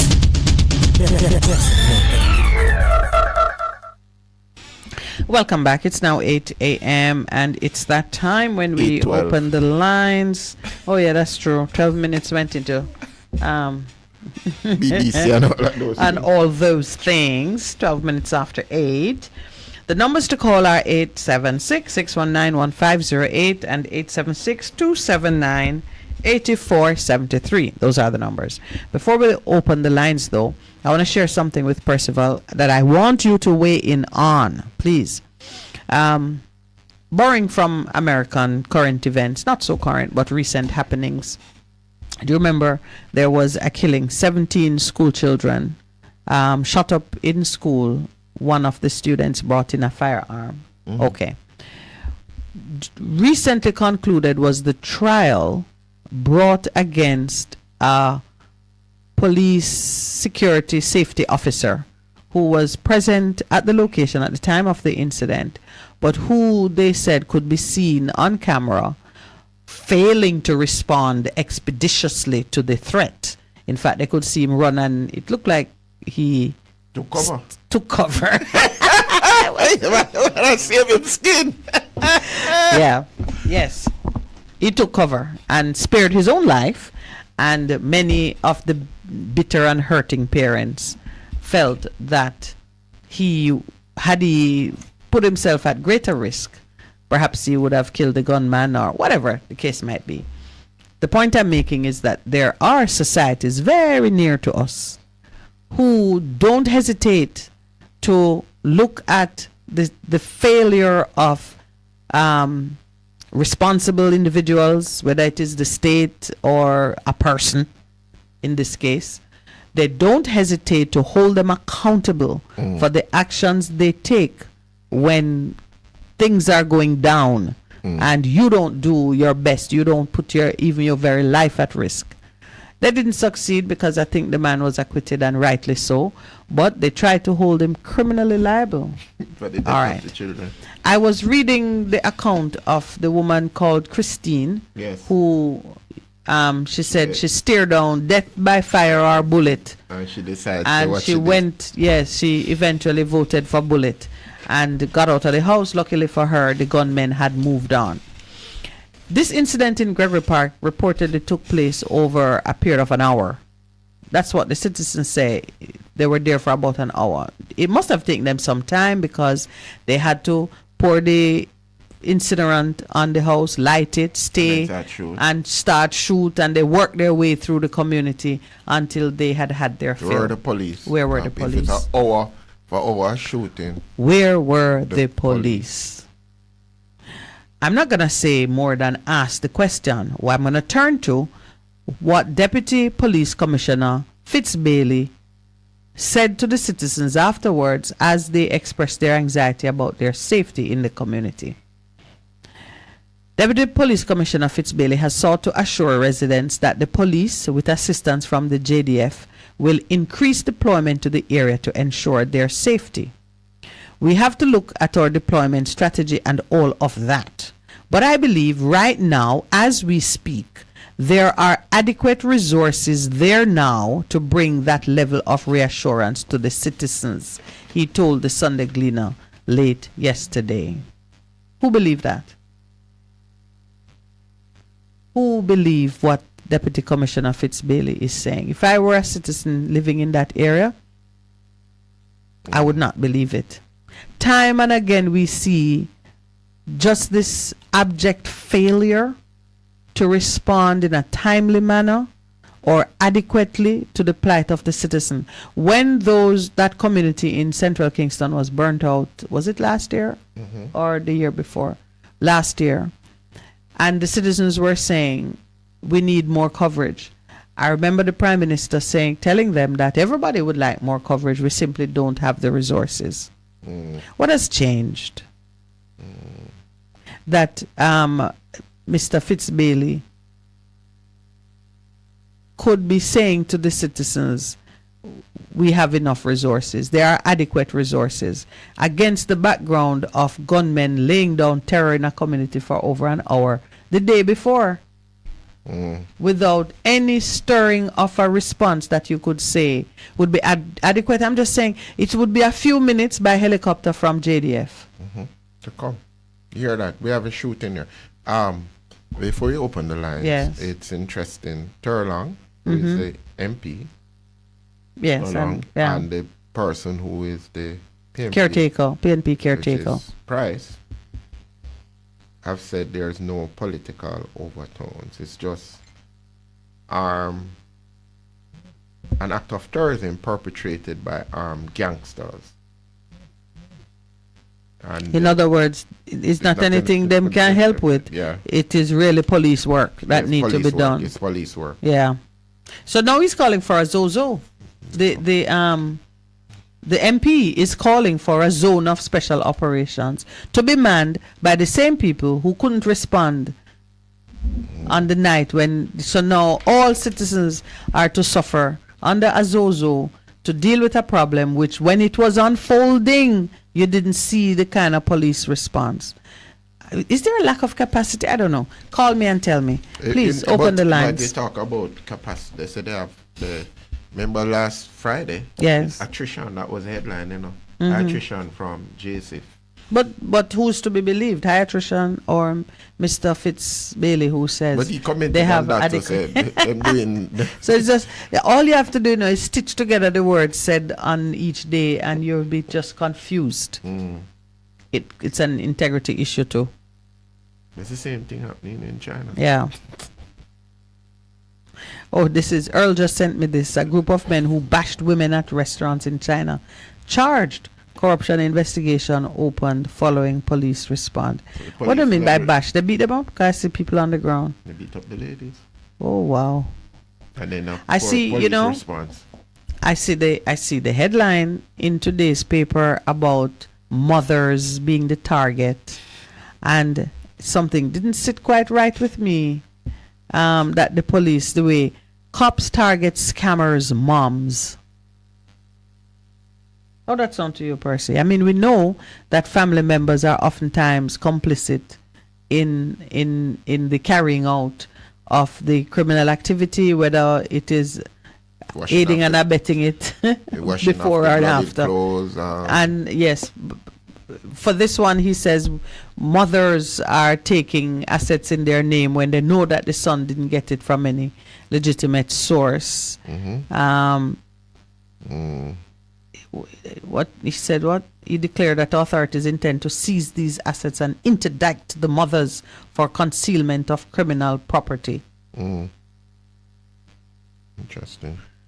St. Anne, Chilona, Westmoreland, Hanover saying have become problem areas with several high-end luxury vehicles seen parked in the yards of young men with no known source of income. How do we deal with that? Percival, on the weekend, I was speaking to someone who said to me that you see, people are making money in online, like with TikTok and you know, their YouTube channel, and there are young people making money legitimately. Yeah, I know that because of what has happened with the internet. because of what is happening. And it's so easy to look at a person and say, you're young, you're black. You're not supposed to have that kind of money. You're not supposed to have that kind of money. And to me, the ease with which we jump to those conclusions. Now, if they buy the car, unless they buy it second-hand from somebody, most of them are working with dealerships. And you can't carry $1 million. And you can't go in with more than $1 million cash. So when you are squeezing the end of the rope, you could go higher upstream and do better management of these sources that are collecting money. We tend to put our effort in fighting the lowest level of person who is virtually powerless against us. Yeah. And that's wrong. That's just plain wrong. So what I'm hearing is that they must really do the work. They must put in the work. Put in the work. A headline that said cops target scammers' moms is offensive to me. As a mother. Yes, it is. But you remember, let's put SSL in focus. It seems to have come off at the front page. Let's bring it back there. You made a comment. You said SSL is not a bank. Is that true? That is absolutely true. So for the transaction that would have happened in SLS, there is a bank. Every single transaction that moved cash. So it's in the same way with SSL. If you really want to get to the root, do that. The same thing with the scammers want. Because the money goes somewhere. Yeah. All of us know that if you cut it off at the head of the stream, you don't have to worry about what's going on down the bottom. Yeah. But what? We're too afraid? Because when the light is shone, and as you were pointing out to me on Friday, where there's light, the darkness has to be dispelled. It dispels darkness. And when that happens, guess what happened? Everybody exposed. And some people don't want to be exposed. So, but we have to become fearless. And so I applaud Lift Up Jamaica. What is it, the gentleman? Daily. Jamaica Patriotic Fund, Mr. Daly. Mr. Daly. I must come in. You know, Percy, I had a case. I dealt with a case. Oh, a case? A case, something before the courts. And I'll give you the bare bones of it. A young correctional officer was charged. He was caught in a sting operation, collecting money on the instruction of an inmate who asked him to collect the money and then deliver it to a certain place. That was his infraction. When questioned by the police, it turned out that this inmate, whilst behind bars, was running some car selling business where he, with access to telephone in prison, was telling people outside a street that he has the ability to purchase cars from government auction that take place when things are one is coming up. Right. He has the ability to purchase motor vehicles from this auction and sell it to them at reasonable price. And they had to pay down a deposit, and from my contact with the case, people actually got cars. He was able to complete deals. But something broke in the system, and this officer was told to collect some money, and when he showed up to collect the money, drive down the road, police swooped down on him, and the marked money was found on his person. He was before the courts. His evidence was that when taken in by the police, he was forthright with them. He told them, this person asked me to collect this money. I had no idea what scheme it was about. He must know it's wrong to have prisoner telling you to. So he saw it as a breach of the rules in his employment area. But he did not know about any impropriety concerning the sale of the cars. Just know the man said, collect the money, give it to this one. The person he was to give it to was a senior person to him in the same correctional. Yes? Okay. At court, I asked the judge to require the prosecutor, the clerk, to disclose to me the statement taken from the senior officer, because the senior officer was interviewed by the police. So I said, can I have the statement you would never get taken by... You know what happened? The inmate who had set the thing in motion recanted his statement, gave one that was exculpatory to the money collector, and the case was dismissed against the money collector. Because the moment the name was called and pressure was put to bring out the evidence, because police procedure would require, if I tell the police that I gave it to Percy, the police must talk to Percy. And Percy was not charged, because that's what caused me to say, may I have the statement? Because if Percy was not charged, it must mean that Percy is a witness for the prosecution. True. And then dismiss the case. The tables turned. Why did I say all of that? It's because when policemen are out there investigating crime, there are procedures and logical paths that they pursue. They have to pursue. And it should not require them to be creating strategies like, now mothers are to be part of their enforcement team. And it's something that I've noticed. We've been through it so many times in our history where we are set against each other in almost like creating conflict in families. I'm not recognizing that. Hold on. I know we are winning at the end. That is what it is. You know? It's a zero-sum game. It's a zero-sum no game. Winners. We don't win. No winners. No winners. So I saw the headline, cops target scammers' moms, and I resent it. I said, why the cops don't go? And first, before you say a woman's son is a scammer, go prove that case. Because if my son comes and say, I'm blessing you with a motor car, and I say to him, wow. Thank you. And he says, you know, this is your car, mommy, and him have money in a bank. The first thing is, maybe if him come with a wad of money and say, hide this for me, mommy, I would be on notice. But he comes, he takes me to a car company, I choose my car. It is registered in my name. I say, son, you remember mommy can't drive? Yes. So the car is parked there and he uses it and he takes me around or he gets me a driver. The police is saying I am under a duty.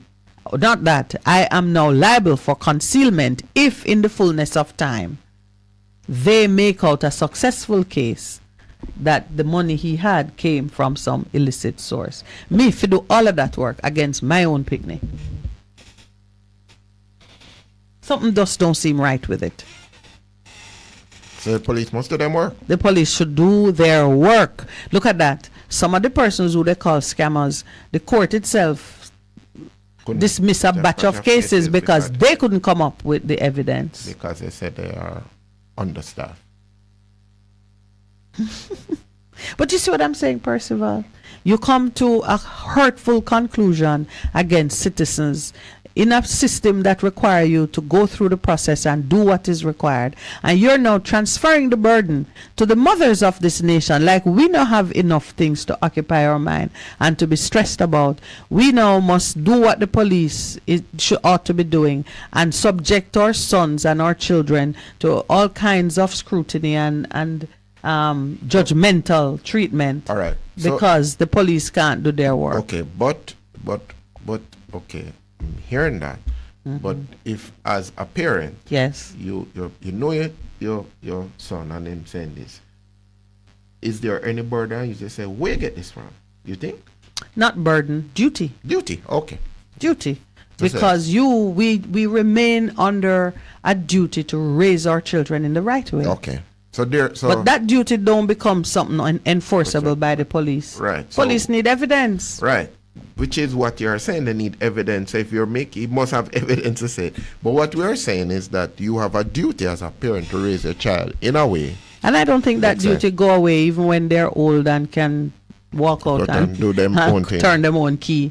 If you see something that places your child in moral jeopardy, and if you have grandchildren and so on, you must have a care and concern that they are going about things the right way. But like you know what? You said, moral jeopardy. Yeah, but that extends to the mother of the politician too.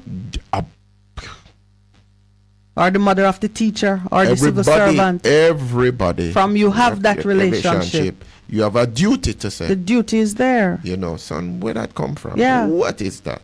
But me to tell my child that, listen, me no want a police come scrape me up and offend my child, who might be just do a little TikTok thing, or maybe. You know, TikTok mechanical. Yes, that someone was saying to me that, you know, they know some youngster who, and it continues. Yeah. I can't believe we've gone 8:30. Not one phone call. Because we did tell them we're not taking no call. Really, we did? Yes. The lines are open, right? Right, the lines. Oh, goodness. You didn't hear me say we can open the lines. We come in. Yes. Oh. All right, we open the lines when we return from the break.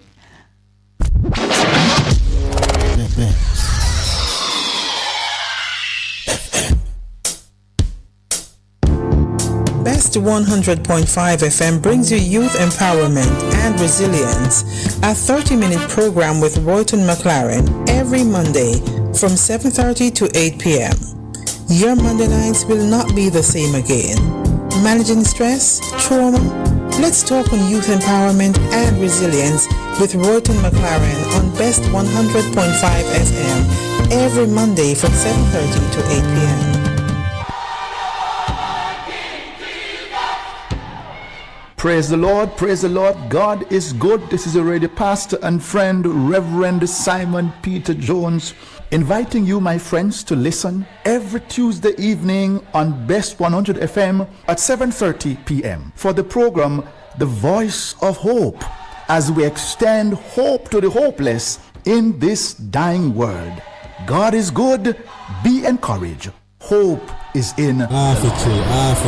One already, 200. Ready, mama. Ready. Is this the confusion you feel when trying to work your way through medical systems in Jamaica? Try a dose of Ask Dr. Mary every Thursday at 5 to 6 p.m. Let Dr. Mary help you understand your medical problems and bring you to a calmer place.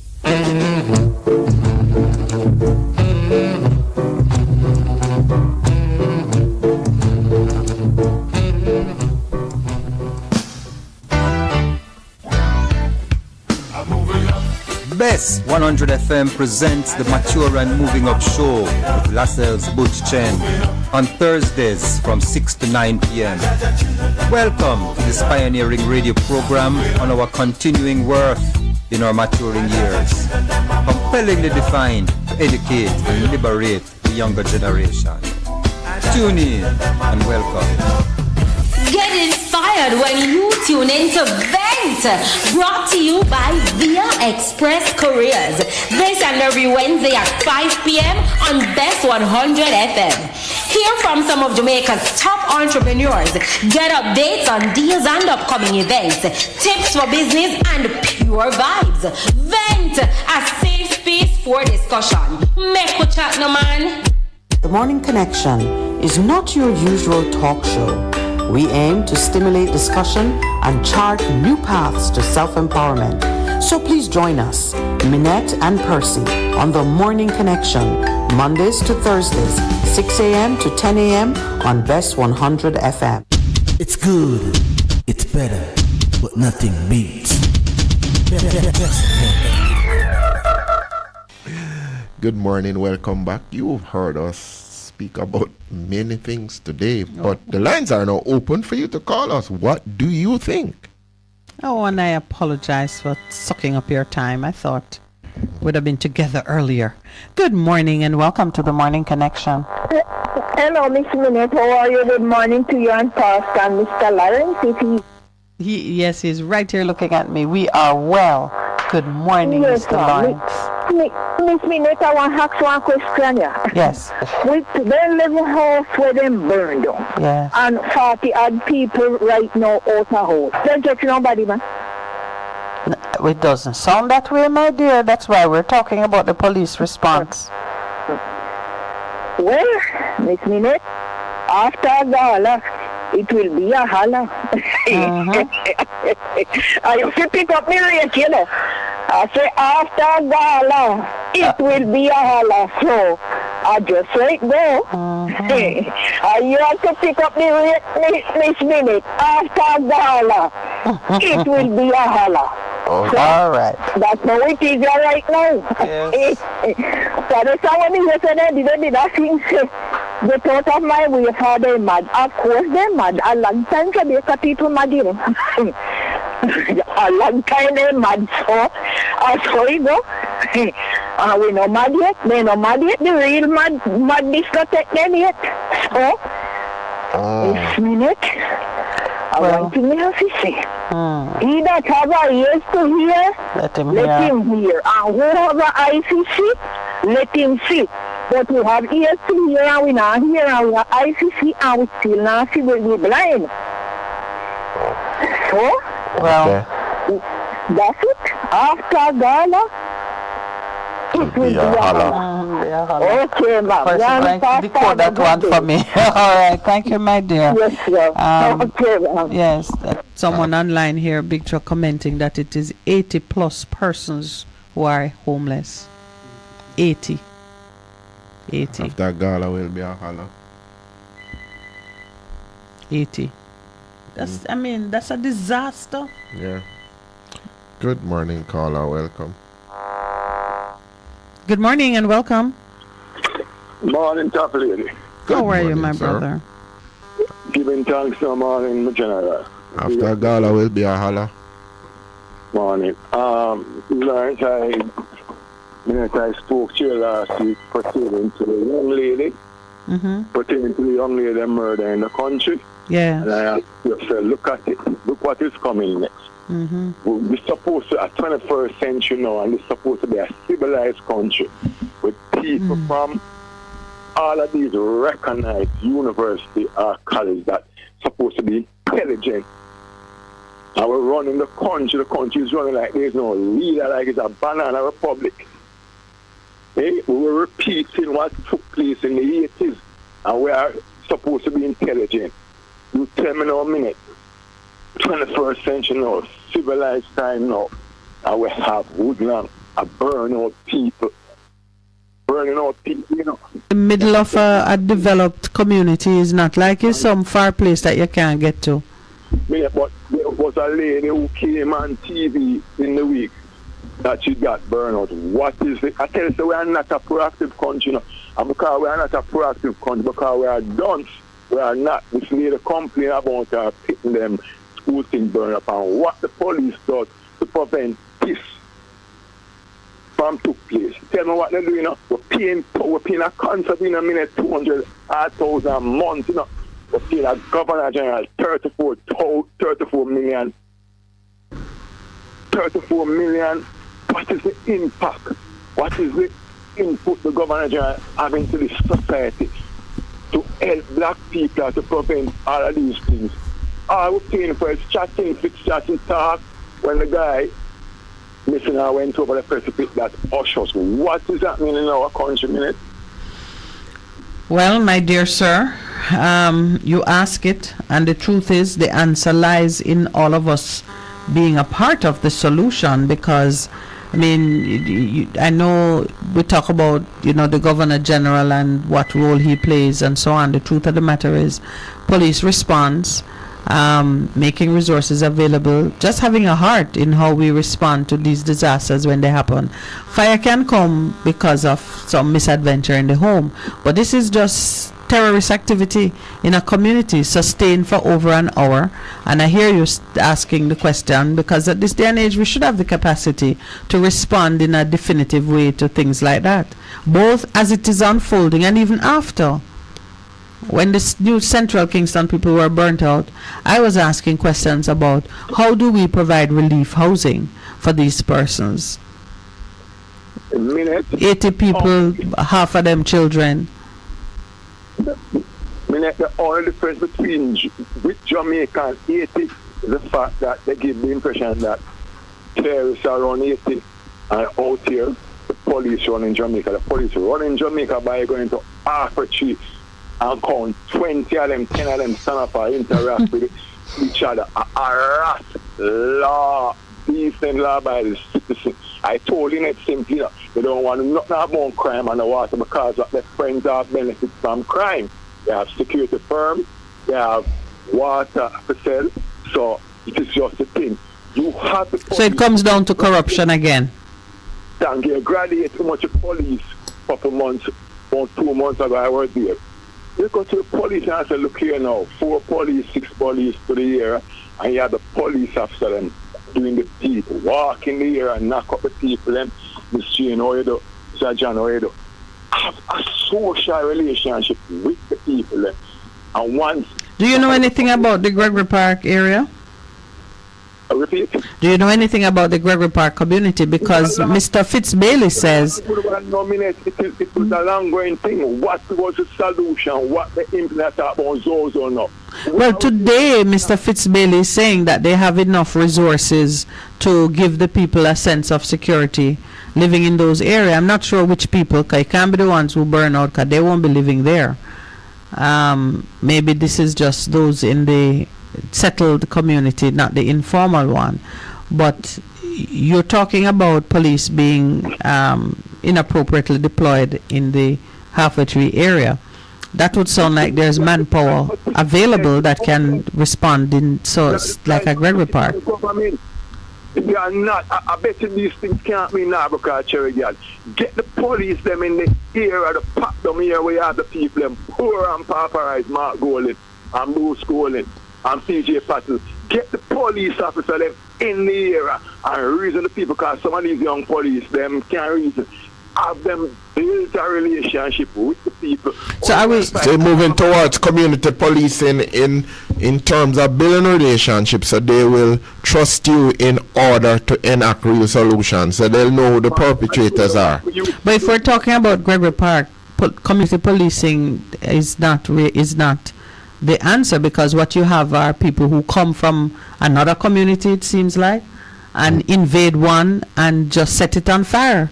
So that incident is about police response, capacity, capability, resources to move into the area when there is a present and immediate threat. Yeah, to respond quickly.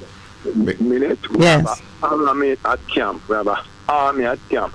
If I live in Arthurtree and Mullines Road, I invade Arthurtree, we have to have investigators. You have to have the people out there to have the relationship to give the information. Then you take the soldier and send them into Mullines Road.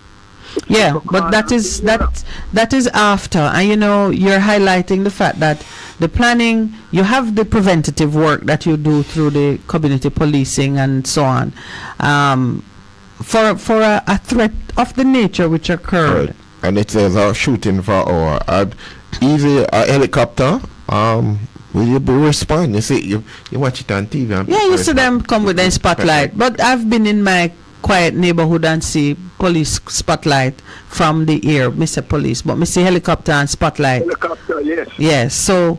You remember a couple of years ago on the Reddings Road, I was living at my apartment on the Reddings Road, 100 lane, the amount of people got killed up there, and the policemen them were posted at the gas station in front of 100 lane. Yes. Why are we paying people power? Why are we paying politicians power to listen to immaculate speech and talk? Really now? Really? Are we paying people for action and have this country a better country to live in? Yes. Yeah, so, I mean, the response as the event is taking place, and the response after the fact, because Azozo at this point is neither here or there to the 80 people who are homeless. Yeah. And the idea too that we are relying on the agreement between two illegal forces to maintain peace in our community. Something wrong with that. Because that seems to have been the modus operandi. What was in place was not the kind of policing you're talking about, but the two factions had agreed to some kind of truce. So the peace of the citizen depends on two criminals, two criminal enterprise agreeing that we're having a ceasefire or whatever it is. And if you can hold a ceasefire with them, you need to go after them. We have another call online though, my friend. Minett ceasefire and you cycle for 2 weeks. It don't work. It don't work. It don't work. It don't work. Police and the army to solve this problem. We're cleaning up now. We're not cleaning the rubbish and packed up. We're getting rid of that. It's 21st century now. We can't make 1980s repeat itself. All right, my friend. All right. Police officer Carper, Gary Duncan, and Earl Grant. Okay. You have the people in the city to patrol and we relate to the police. All right, my friend. Well, those are things that citizens should return to and can return to, because you don't need permission for that. So, we're going to take another call because we have somebody else holding, all right? So. Come on, I was telling 200 soldiers to 80. I was sit down like we are asleep. Have a good day. All right, my brother. Thank you. Good morning and welcome to the Morning Connection. Good morning. Yes. Everyone at the house, at your house. Good morning, sir. We greet you well. We can see your house now. Down here in St. Elizabeth. Yes. If you drive from east to west, north to south, you see the police working, doing what? Roadblock, have writing traffic tickets. Trust me, it's the truth. Yes, but that's not a bad strategy, my brother. Many things are discovered, prevented, delayed, interfered with just by the police being out there stopping motor vehicles. Miss Minett. Yes. Miss Minett. Yes. They say always what? The last time some caller said I dissed you or something like that. You dissed me? Yes. All right, so you want to diss me again? Let me tell you something. A policeman have never searched my car, and I have a license from 1990 out here. And are you about to confess? I'm at roadblock, and I've never 90% of the time when police have car, they don't search it. And did you and let's check it. Yes. So I'm asking you now, did you get away with some criminal activity because they didn't search your car? The only thing I always have in the back of my car is a machete, because I do farming. I used to make fish. So by choosing not to search your car, they exercise both their discretion and follow the law correctly. No, Miss Minett. Yes. If you have the machete close to you at a hand reach, they can charge you. If it's in the trunk. Yours was in the trunk of your car. Police are supposed to search vehicles if they have reasonable cause to suspect that a crime has been committed or is being committed. Miss Minett, yeah. They hardly do any search. But I'm telling you, they're not supposed to be searching cars. Just like so. When they stop you, and if they stop you because you're speeding, the first thing is they stop you because you're speeding. If they're writing you a ticket, you have broken some law, allegedly. They take your paper and they run your plates. Right away they know. Because now a policeman have never run my license. How you know? I'm telling you. How you know? But because the reason I said, Cruz, is that they see you coming, they see your plate. If your car match a description that they're looking for, they don't even have to stop you. Miss Minett, this is not the United States or Canada. I want to tell you that your Jamaican police force has stepped up their game. Yes, man. Since when? Oh, you don't even know what it's. I can tell you since last week. Since I was going to the country and they stopped us, ran the plate, showed my husband the picture of his picture, had everything about his car before all he had to do when he gave them his driver's license, they were able to confirm that the right man is driving the car. They deliberately do that so you do what? Make people think them are work. Trust me. Anyway. Cruz. Listen, man. Cruz, come on. You have to do better than that. Cruz. Come on. Tell me your other point now. Nobody spend no time on that. 80% of the time, I am right. No, we're in the 20%. This morning you're moving in the 20%. I saw it on TVJ News this morning that our birth rate is going down. Is that good or bad? Not good. It's not good. It's not good. All right. You know that it's not good. So do you think it's a food or is it the injection that is compulsory for our kids that we don't make? we don't make it, you know. Most of the injection we get, we don't make it. No. All right. When you're talking about birth rate is what? The amount of persons that are born per 1,000 or 100 and hundreds of thousands of individuals. So if your birth rate is going down, it means that not enough babies are being born. But you don't know if fertility has been impacted by injection over the last 2 years. But that's been because remember, you know, a lot of things impact your net birth rate. It could be the amount of children that are being born. Women decided not to have children. It's all those things. But Cruz, I know you're concerned about the vaccine that's not a vaccine, and all the reports that it interferes with the fertility of young women. If there was a startling drop in the last 3-4 years, 18 months. No, it's more than that. That's why I'm raising it with you. That decline has been happening over a period of time. So it's not just vaccine might cause a blip in the last 18 months, since we would have had at least 2 gestation cycles could have passed since 2020. But Minett, yes. No, you don't understand what I'm saying. It's not the corona vaccine I'm talking about. Which vaccine are you talking about? It's a compulsory vaccine that every child have to take nowadays. Oh, you mean the okay. So you think that is affecting our birth rate? Yes. All right. That's what I'm saying. It's not let me tell you, this okay. So not corona, but vaccines generally. This is the kind of subject matter that required science. This is not how you feel, you know, right. just yes. What is the science behind what you're saying? The other thing I see now. Oh, no science? You just want to say it and leave? Mm-hmm. Pastor. Yes, I'm listening. These young guys nowadays, if you see 20 bikes, it's 40 men. In my days, only girl ride on my bike back when I used to ride bike. Okay. And these guys, when they go to dance, it's 1 carload of men. 1 carload of men go back home. So there's no female amongst them. So I'm wondering if these young kids since the 80s come up. It's affecting the birth rate? So they can perform. Oh, well, you're putting something on the table. Well, you have to have the evidence to prove it, though. Those things require evidence, my friend, for them to be taken seriously. We will never get evidence because we don't have time to think. And once they have us under pressure, we can't think properly. The other thing I have to So who's the they? Because no, don't go yet, because it's one thing to harbor these ideas, but you really have to think them through to a point where they make sense or not.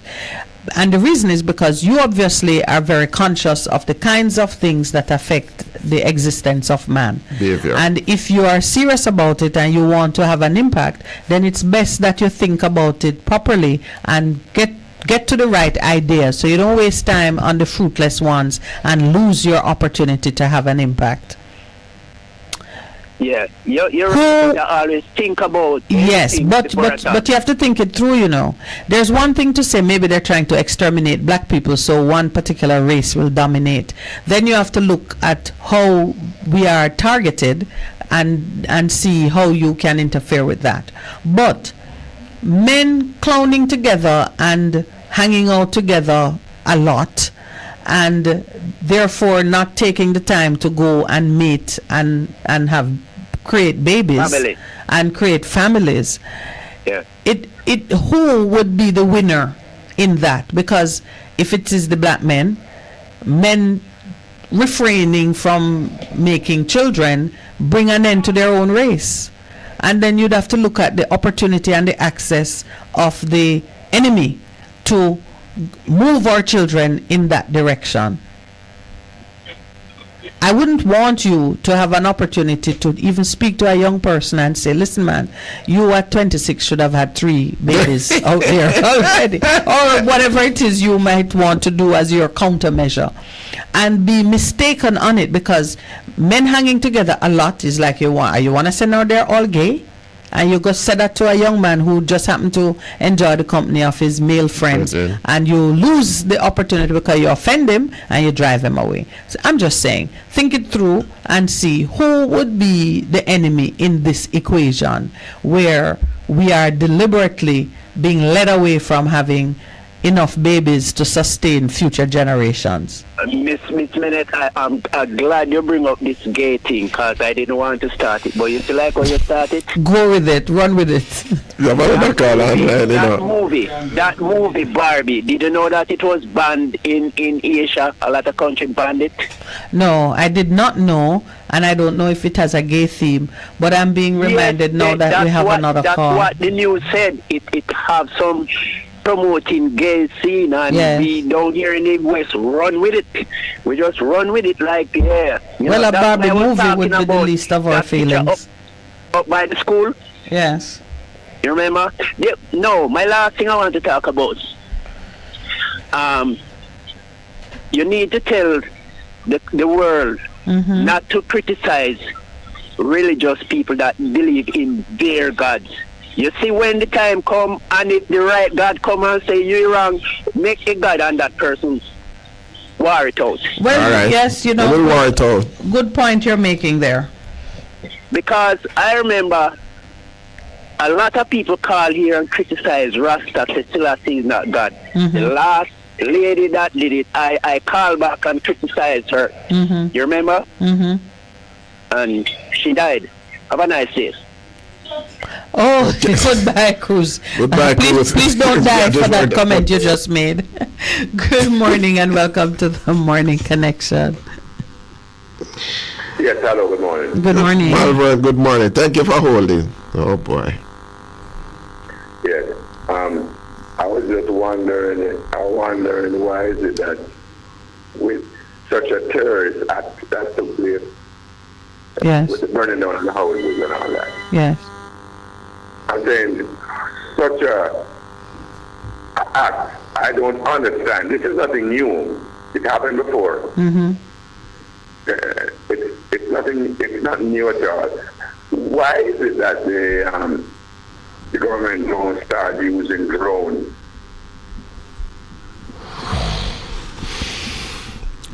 You know, Malvern, the technology, it's there, it's available. I don't know. I don't know if there's a law that needs to be amended to allow them to do it, but who says they're not doing it? But it can be used. Who says they're not doing it? And if they were doing it, they would be right there, right there in the face of the people who were being burnt out, and they could look up and see help. Yeah.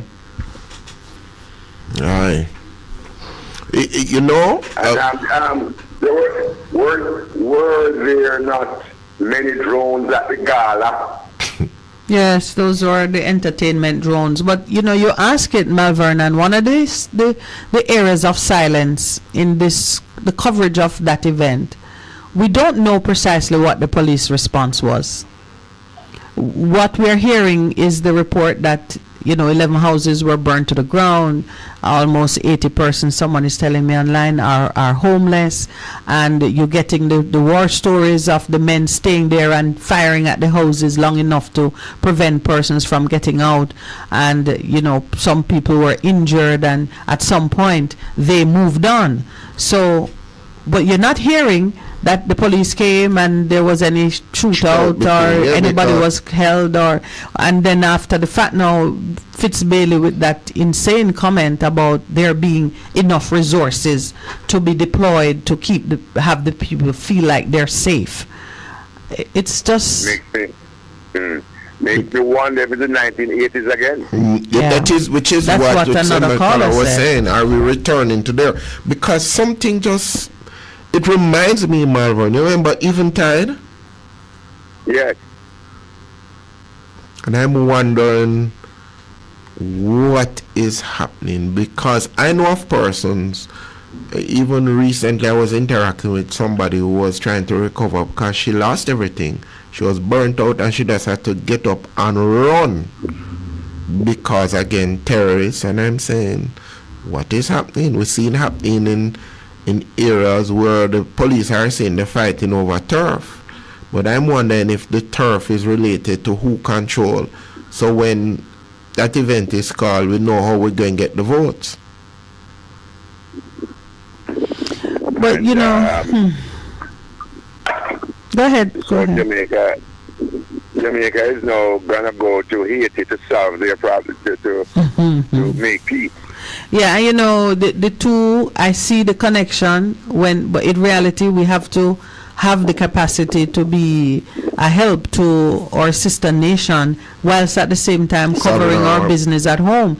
We must have that capacity, but the whole thing is not adding up because such an extreme attack was carried out, and even in terms of intelligence, you get the feeling that the police, maybe we're just letting them kill one another. I've heard that said before. Two gangs, a little community. One comment was made that it's hard to police the community because there's a lot of houses behind zinc fence. It's true. It's true.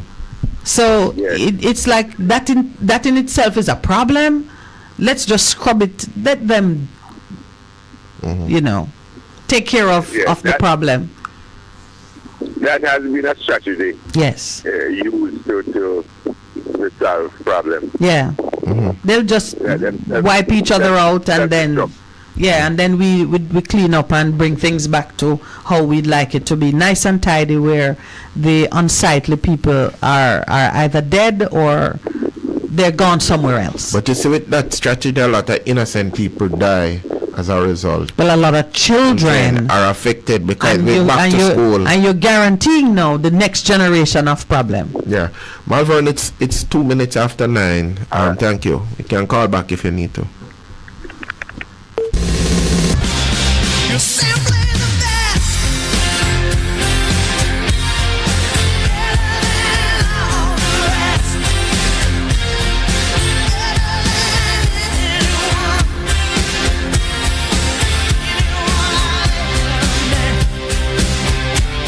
You're simply the best. Best FM 100 on your dial. Keep listening. Looking to clean your vehicle super clean? 123 Clean Car Wash, located at 2 1/4 Osborne Road, Kingston 10. Entrance on Grove Road, below Tropical Battery. They wash and vacuum, undercarriage wash, engine wash, polish and compound, shampoo and detailing. Call them at 876-631-3400. 123 Clean Car Wash, the best in the business for a cleaner wash. 1, 2, 3, believe me, it's so easy. 1, 2, 3. For a better choice in all your electrical supplies, A, authorized 3M dealer and better brand names. B, better service including free island-wide delivery. C, all major credit and debit cards accepted. It's ABC Electrical Sales. Shop number 8, Hagley Park Plaza, Kingston 10. Open Monday to Friday, 8 a.m. to 5 p.m. Saturday, 8 a.m. to 4 p.m. We make your electrical jobs as easy as ABC. Call 754-3825-8 or fax 754-3659. ABC Electrical Sales, for a better choice. Vijam Printers for all your printing needs. We specialize in calendars, flyers, brochures, and more. Call us today at 968-7506. That's 968-7506. Or visit us at 4 East Bloomsbury Road, off Hagley Park Road. Vijam Printers, your best choice in printing.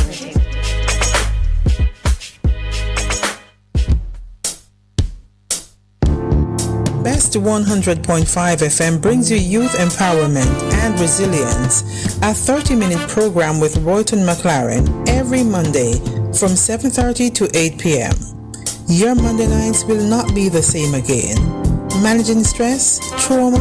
Let's talk on youth empowerment and resilience with Royton McLaren on Best 100.5 FM every Monday from 7:30 to 8 p.m. Greetings. I go by the name of Miss Wire Waist. Catch me on Bess 100. I will be discovering the greatness of Jamaica and Jamaicans through people, places and things, home and abroad. playing you some good music, along with interviewing artists, soundmen, producers, and Jamaicans making a difference all over the world.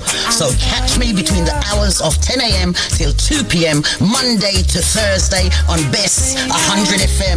One love, one love. Stepping from across the street, smiling happily with everyone you meet.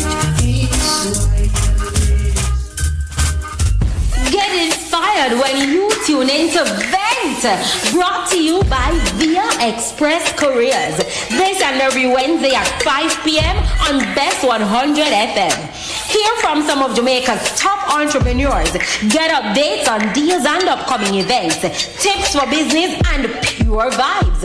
Vent, a safe space for discussion. Make we chat, no man.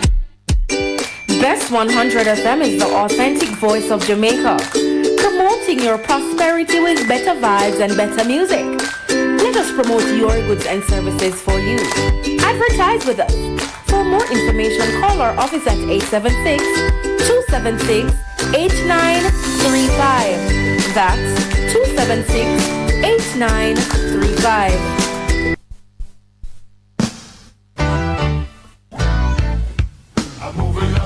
BES 100 FM presents the Mature and Moving Up Show with Lascelles Butch Chen on Thursdays from 6 to 9 p.m. Welcome to this pioneering radio program on our continuing worth in our maturing years, compellingly defined to educate and liberate the younger generation. Tune in and welcome. The Morning Connection is not your usual talk show. We aim to stimulate discussion and chart new paths to self-empowerment.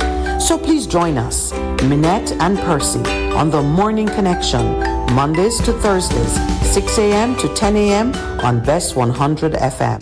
It's good, it's better, but nothing beats.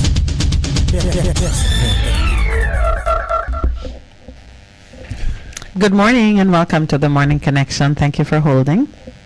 Good morning. I'm trying to get the top spot in the callers here because Cruz seemed like he wanted to fly this morning. Not Cruz. Good morning. How are you? I'm sorry. Good morning. Good morning. Good morning. You both the crew and the other listeners are viewers. But Cruz is onto something, you know. Mm-hmm. But he's just not explaining it adequately. All right. Give us your theory. Look at it. I'm aware of 3 vaccines that affect the fertility of the female. Okay. Okay? Mm-hmm. And there's also the phenomenon of low sperm count in men. And that is driven by what you consume or what you're not consuming. Okay. So it's a serious thing out there, right? It you know, it's not a narrative that's been carried by some people that they want you to buy it to. If you look into it, but are you seeing, like him, are you seeing some kind of sinister influence that we need to subvert? Because how you address... Take away your what? Jesus. Oh. You see, there are some of us who come from the school of thought that you should always be safeguarding certain things concerning your health, your longevity, your very existence. It presumes that something is attacking the system and you need to be prepared both in terms of the preventative work that you do and the counter measures that you take. So it's presumed that the enemy come to steal, kill and destroy. There's always an enemy with that strategy, and that's how you safeguard yourself. Because you're aware of his strategy. You're aware of the strategy. So I'm asking now, do you see a sinister hand that ought to be met by a particular kind of countermeasure? Well, yes, there is a sinister hand. There's a population control activity taking place. So let's talk about that. Worldwide. and it's being driven by from certain areas because there's the factor of being overwhelmed by people of non-Caucasian ethnicity. But so I am aware that population control that's been around from Jamaica was doing. I grew up hearing about 2 is better than too many. No, you're thinking in terms of 2 is better than too many. Some people think that abortion is part of the population control. You think so? China did their one-child policy. Yeah. And it's affecting them now in terms of adequate labor force. Yeah. And the age of the population. So what is sinister about that? Because those are open initiatives, publicized, well known. No, not in terms of China. That's in the opposite. But those who want to dominate them, look at what they are doing, are attempting to do. But who could want to dominate 1.8 billion people by controlling population? It's a different strategy for controlling, for carrying out that dominance. No. The dominance is over many things,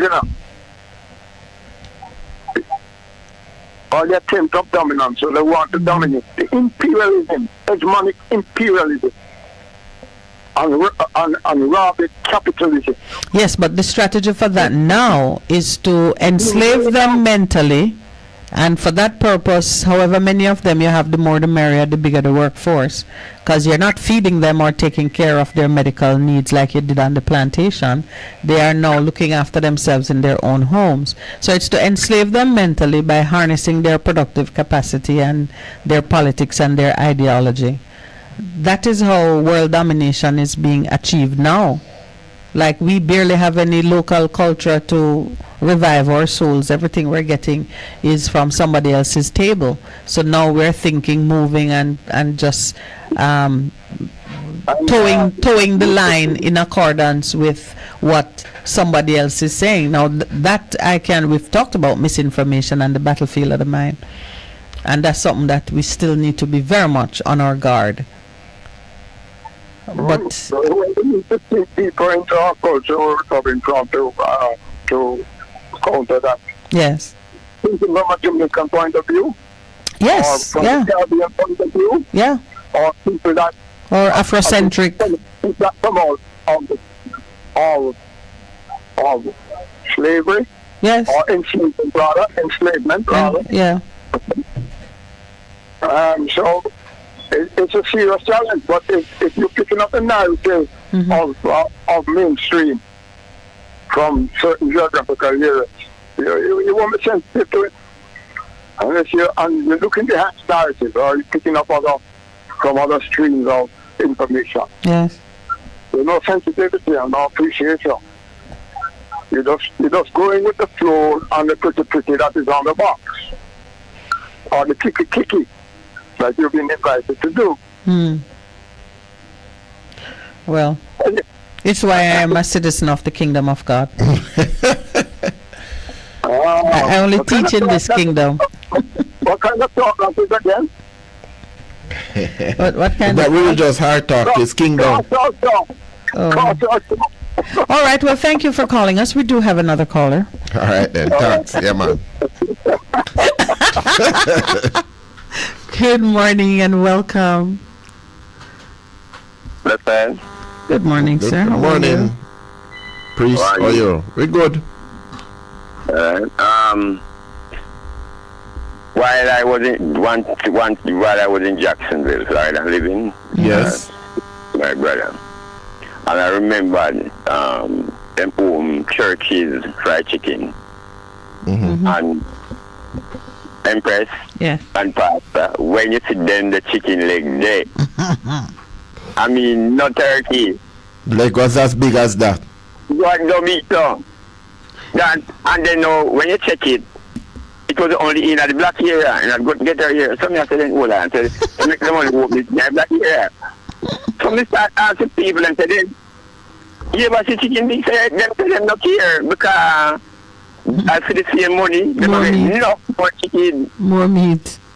Yeah, only to find out say a bird control them they are putting in the chicken. When you said that, well, how did it work out then? Did you see a noticeable fall in the infant, in the new birth? Mortality rate. Or fertility? It's no. It didn't go on long enough to make an impact because people found out. Okay, so it hasn't been studied. It wasn't, because it would still have an impact depending on how much was eaten during that time. You just have to look to see what the numbers look like years down the line for both the children who were eating it as in their, preteen stage and those who were in their fertile years and so on and so forth. But I know what you're talking about. I was in New York patronizing my favorite Caribbean restaurant there, and they had some enormous fried chicken. It didn't look like chicken to me, and I don't like turkey, so I refused to eat it. It was just too big, and I'm not a great meat eater. But it's true because some people say that. For one brand, people say they don't eat it in the US or can they come to Jamaica to eat. Oh yes. Because it tastes so not real, and they say it's not real chicken they get overseas. So I know what you're talking about. I didn't even know I had that kind of bias until I saw this giant chicken wing. Like, but that's no. Turkey, that's chicken out there. Turkey, you don't buy it, but when you say chicken.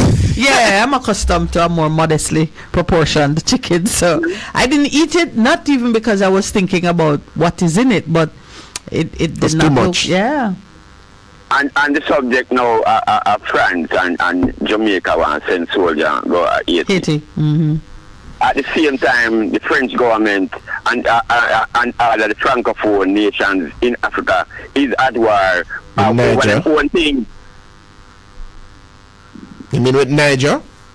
Yeah, Niger and all the rest of francophone that Sudan, all them places they are the resources of the place they want, and they don't really care about the people. We know that. Well, that is yeah. There are no threatening in Niger, so no, him go attack Niger because imagine Empress, imagine this and Pastor. 88% of the people in Niger not have electricity, and yet the uranium from Niger are supplied to almost a third of electricity in France. And the place it comes from, 88% of the people have no light.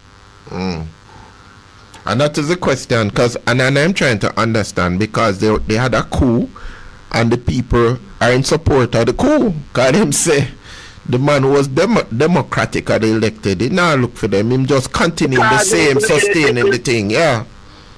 And Pastor, that's what Pastor, may I tell you, say, you see, democracy or Satanism, can me right, I make them know, say, get democracy out of Africa.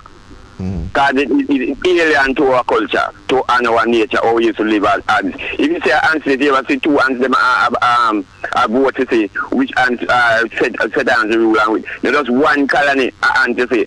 And all of them work together. And all of them work together in unison, no sir? Yeah, but you see, this democracy and this divide and rule and this down here. One of them are your brother and your sister and you the color the somewhere around. And even living in America from 1979, because from 79 because I saw the writing on the wall that was coming in 1980. Yeah, them have a way. The CIA and them have a way. Some of them put in Jamaica. Some of them dress up in green, and some of them dress up in orange, and go in the volatile era and start to shoot. Yes. Yeah. Destabilize. Yeah, and they don't know nothing about it. Yeah. And we're not. See, but everything brings you back to that ability in your own native space to discern what is happening and to rise above it, because we earlier I was saying persons like myself, I think Pastor too, we live with an awareness of pressure and attacks that it is presumed that it's always there. So when you see something manifest, you don't just take it at face value, you look behind it. You look behind it and seriously see what is happening. What is the real play? We seem to be oblivious, and when I say we, I mean as like say Jamaicans then of like mind.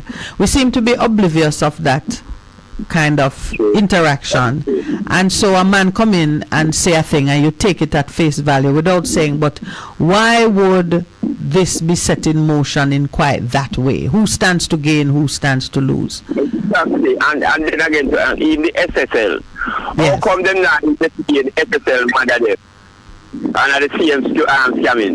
Yeah. Well, there are so many offshoots concerning that, which, you know, yesterday I was reading the Gleaner editorial chastising the opposition leader in Trinidad for making certain unfavorable comments and asking some questions concerning the NCB financial group in Jamaica, because the insurance company Guardian, Guardian is a Trinidadian company where if Guardian falls, Trinidadians suffer, and Guardian's majority shareholder is the NCB Financial Group. Yeah. So Trinidad is asking some questions which Jamaica should ask. Yeah, I need to be asking. But the Gleaner, as a bastion of power, took on Kamla, criticizing her for wanting to stir up panic and chaos. But she's asking the right questions. And she's asking the right questions. But because it affects some vested interests in Jamaica, which might call on certain allegiances, that was the thrust of the editorial, was to accuse her of fear-mongering. At the same one scheme working throughout the whole Caribbean. At the same thing, Empress. Yeah. At the same cut and beat the banker. At the same cheat card, but them put them cards on big words. Make it look like a cheat card. When I saw it, I said, but I've never even heard the Gleaner come out in such a strident tone against anything happening in Jamaica that affecting Jamaicans right here. The same thing. Yeah. Yeah. Money. Yeah. You're right on it, and we are looking deeper and we are speaking out, and we are trusting that those who have ears to hear and the mind to perceive it will join and begin to question and to push, and out of it better will come. Must come. Yeah, and it's coming out more and more saying they must scam the people with this new constitution sitting. At the same white constitution they have the more either painted brown or painted one color. But I can see one. Yes, but they missed the mark with that one, because something else is on the move that is more powerful than the we call it the three-card game. They never recognized what they were doing because their motivation was wrong, so it's been shown up. Mm-hmm. Exactly. Anyway, give thanks. You know, that's my love. Good. You know, as we said, I think there's another. It's interesting that he raised that point, because Mr. Leachin had a press conference when he was. Oh, good morning and welcome. Good morning. When he was saying he's taking the reins and this is what he's doing, and the good PR thing. Yeah, but oh my, what PR or not, the man said, as a main investor, he said, I look on two people alone account for 3-point-something billion in salary for the two of them for 1 year, $9-odd billion in emoluments by the two senior people that he sent home. Oh, I never know that is what was happening. Good morning and welcome. Yes, Miss Minett. Yes. Yeah, it's me again. Oh, thank you for calling. What I'm saying, from time to time, we hear them say, we have too much, people have too much picnic, they not say children picnic. Yes. And that's what we hear. Yes. And I make life so rough. But Miss Minett, let me tell you something. Me have 5. God bless me with 5. I mean, never think of, say, birth control to them. My last one, she's a nurse, you know.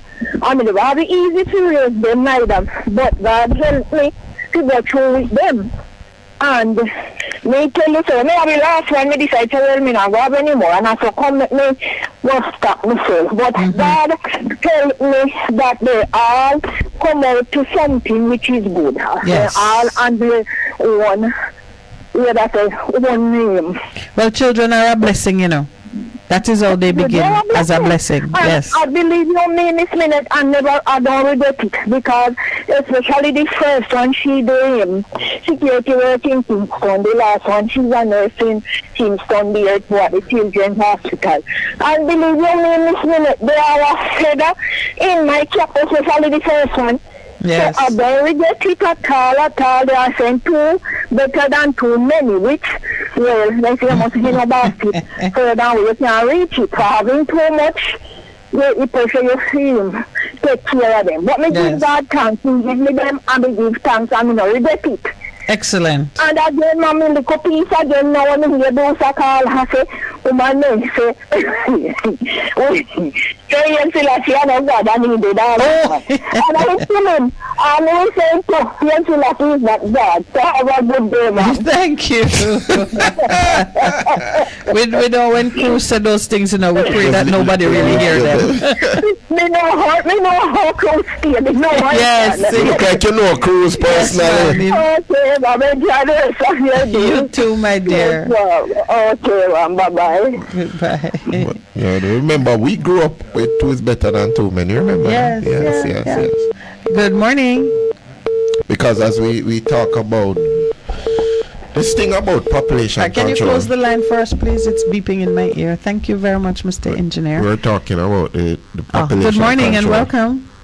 Good morning. Like I was saying, I deserve another bite at the cherry. Cruz, you can even get an extra cherry. Go ahead. Even though I only got one cherry in Canada and she was 19. Oh, Jesus, Cruz. Leave that alone, Cruz. Scrap that one. Scrap that one. Yeah, scrap that one. it. But it's the truth. Yes. One of the main things I called to talk about this morning was that Trinidad opposition leader. Yes. Miss Kalma. Maybe she knows something that they're hiding from us. With the NCB, yes, she knows something, but she just can't come out and talk because she may get sued or something like that. It's the truth. Something is there hiding and she know about it. Yeah, well, the truth is, maybe other Jamaicans know about it too, but who's going to cover it? Look at how the Gleaner jump on her. All the way down in Trinidad, she made her points, and the Gleaner editorial calls her irresponsible. And it's not the first time that Trinidad has been the source of the news that Jamaica won't take up. When one of the, was she chairperson of the FSC? In Jamaica, yes. There was some question about trading with some shares that affect the same SFL. Oh yeah, and it was a Trinidadian journalist who brought it to light. Was writing and asking about it, and then the lady, I think, resigned from the FSC. Yes, and it's then true. That's the correct. whole thing. So listen, we know enough not to dismiss these things. The editor of the Gleaner would have been better served by simply not writing about it at all. Miss Minett, when are we going to fix these corrupt people that is in high places? When? How are we going to fix them? How are we going to get rid of them? Well, first, I think most of them will die. Isn't that a blessing? But their sons and daughters follow them. Yes, so we now have to train the next generation to be more righteous. But no, well, get to the kids in truth, though, they go to special schools. No, I said that. University. I say tongue in cheek. The truth of the matter is, when we create institutions like the FSC, the Integrity Commission, these regulators and gatekeepers, we must hold them accountable, Cruz. We know things gonna slip through the crack because that's the nature of man. Where there is no light, darkness prevails, and so the things that frequent the dark will happen. But our job is to keep shining the light. You know, like when you see those movies and the searchlight keeps going around the perimeter, we must do it. We must at least make it hard for them to succeed. Yeah, light. I was the best story writer. I was the best writer in my class at school. Congratulations. And what I'm saying, like my brethren said, I didn't explain enough. For me to explain the right way, I would have to go go through the dictionary, find the right words, and write it down and rehearse it. So I don't have time for that anymore. So I'm just giving it out so somebody who understands it, calling like what happened this morning. Have a nice day. All right, my brother. All right. Hello? Good morning and welcome. Good morning. I have a complaint to make, Make it quick before the break, because then you might have to complain again. Two time now, I try to get onto the program, and the only way I can get on is when I private my number. I don't know what happened now. Really? Yeah, last time I got on, I had difficulty a couple weeks ago, and then I didn't realize. And then we don't see the numbers. We don't see the numbers. We don't see the numbers, but we appreciate the creativity of your thought process. That's my experience. Yeah. Hold. We got your call right on the break. That's hold. All right. Enlighten. Hold on.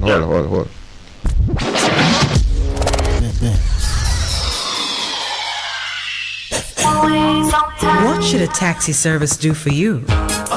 On-Time Taxi Service is more than just a ride to the other side of town.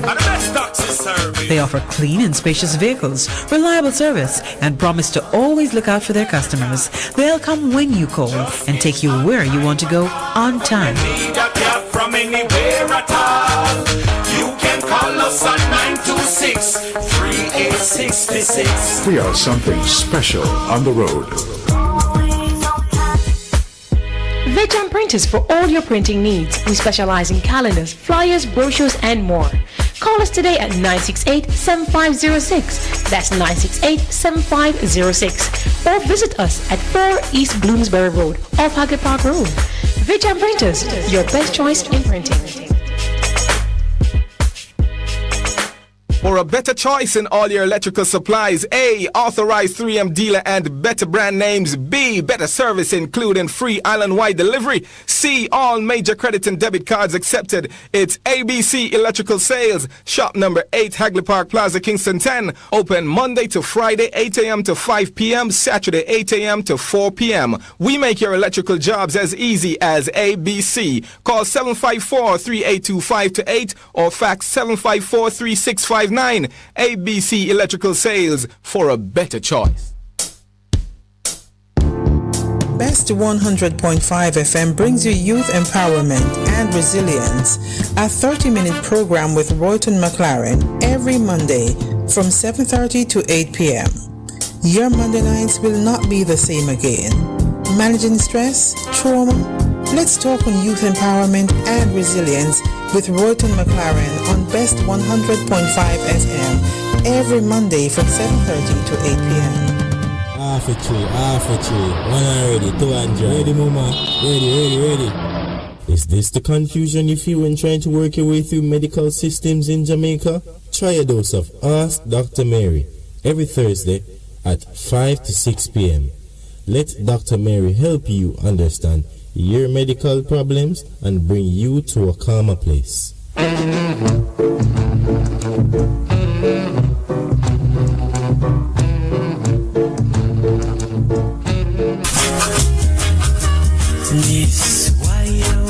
Greetings. I go by the name of Miss Wire Waste. Catch me on Bess 100. I will be discovering the greatness of Jamaica and Jamaicans through people, places, and things, home and abroad. Playing you some good music along with interviewing artists, soundmen, producers, and Jamaicans making a difference all over the world. So catch me between the hours of 10 a.m. till 2 p.m. Monday to Thursday on Bess 100 FM. One love. Stepping from across the street, smiling happily with everyone you meet. Best 100 FM is the authentic voice of Jamaica, promoting your prosperity with better vibes and better music. Let us promote your goods and services for you. Advertise with us. For more information, call our office at 876-276-8935. That's 276-8935. The Morning Connection is not your usual talk show. We aim to stimulate discussion and chart new paths to self-empowerment.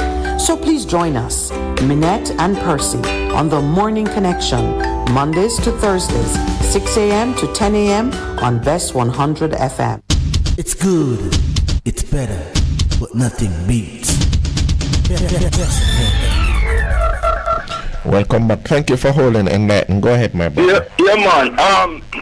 This thing about our institution and we hold them accountable. We can set up the best institution in the world, and if we don't have the proper people to manage those institutions, we're getting nowhere.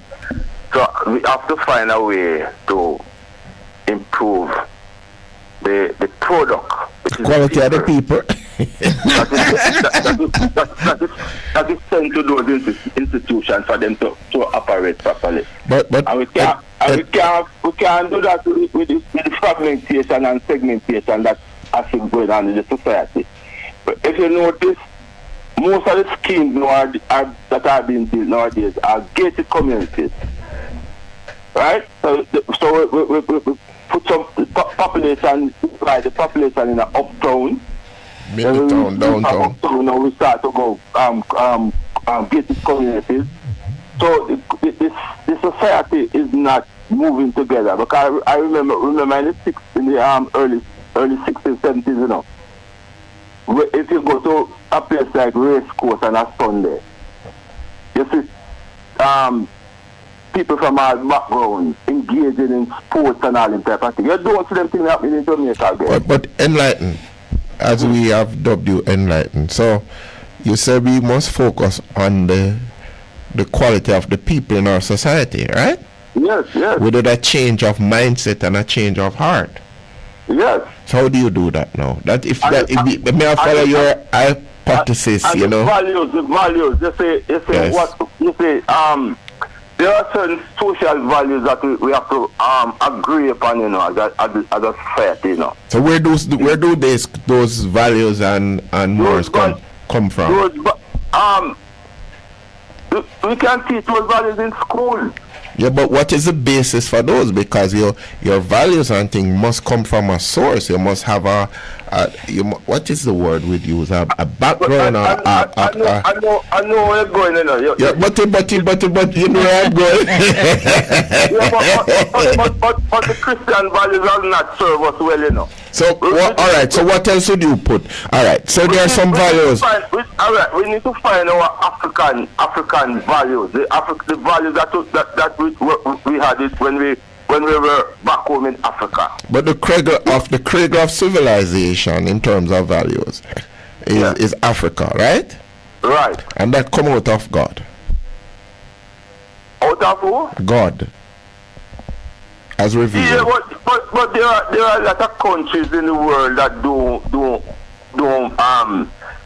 religion that's not so religious I wonder where you get that from, because it depends on what you classify religion as Enlightened. You see, but okay, so you two are getting. I move on to deal with spirituality than religion, you know. Yeah, alright, spirituality, whatever you call it. So aside from the source, Enlightened, aside from the source, what is the methodology, the mechanism for infusing this new way of thinking into people, so we can get a better output? You know that Hitler had his approach to how to make a better, superior citizen. Do not do unto others that you wouldn't want them to do unto you. How are we going to get that in? How are we going to get that in to the people? Because we're teaching many things in school and nobody is consuming it. They're all the ways that we currently use to get ideas into people. We still have this product that we have. So what would be the different way? Yeah, but we have not seriously taught that in school, man. I'm not seriously taught those. Really? But that's a judgment you're making. What we have taught in school is to look up in the sky for a white man with a white beard. Really? And he's going to come and save us. That is what our belief is, you know. Really? That's what was happening when he was in school. That is what our belief is. You know. Is that how you were taught? Is that how you were taught? The Muslim and the Christian and all of them, that's what they are thinking, the afterlife, you know. I'm asking you, Enlightened, is that how you were taught? Yes, but what allows you to be making this change, this about face? What brought about your level of revelation or your repentance from that way of thinking? What? Because I see that it is not working. So what is working for you, Enlighten? It's an illusion. Enlighten, what is working for you? What is working for you? Self-interest, man. No, but the enlightened self-interest that you're talking about has certain values. Where do these come from? Where does it work? It comes from realizing that I love myself, and because I love myself so much, I don't want to do anything bad to somebody that they returning that to me. So it's narcissism. Self-love. Yeah. So you want all of us to be narcissists? No. No, but you're saying you love yourself so much that you don't want anyone to disturb your well-being, so you put out a certain behavior. Whether it is manipulative, whether it is sincere in regards to the comfort of others, it's all about selfishly feeding your own best interest. If everybody pursue that, where you think that's going? No. It's no. Yes, what I think, Yes. What I think is that I am not an extremist. But we're talking about people. So you decide to be moderately selfish. What will stop another man from being rabidly selfish? Because at the heart of what you're talking about is self-interest. Yes. But we're talking about corporate responsibility and community living, and how you can't teach self-interest as a philosophy and a way of living at the same time telling people about corporate responsibility and communal living and unite and to share. You live in a community, right? And you don't want to disturb your neighbor. That is self-interest, because you don't want to disturb your neighbor, you don't want your neighbor to disturb you. That is self-interest, Yeah, but that's you. But what prevent the man on the other side from doing excess? That's what we're asking, Or the hard of hearing man who don't even know that he is disturbing his neighbor. It should be taught that it is in his interest. By whom? We're going to teach him. By whom? Who's going to make the time to do the teaching when we're all pursuing our self-interest? No, but we have laws, We have laws. Who's going to make them and will they be fair? That's why we create law, but who's going to create these laws? Because if we are all attending to what works in our best interest, who is going to... you're going to deputize somebody whose interest is what? Not as... don't deserve as much priority as yours? No, but the reason we are taking you through what seem like obvious and rhetorical questions is because if you want to create a society that is divorced from any kind of creative or divine or overarching source of authority and power, you're going to come back to the same place of each man using the might of his gun or his power or setting up his own God. That's where you're going to be back to that place where, they said this is what it was like when Israel had no king. Every man did as he thought best. There's no walking away from a recognition that there is a designer of this world, and he did it on certain logics and laws, and if we keep pretending they don't exist, we run into trouble every time. I am not pretending that there is no. Yeah, but I heard you telling Percy not to talk about God as source, and you are talking about spirituality. Spirituality is not like a breeze that blows through humanity. You make yourself. Yeah, but to spend so much time as people tend to do, and to think about that the way to solve problem is by putting all the trust in God and all them type of thing there.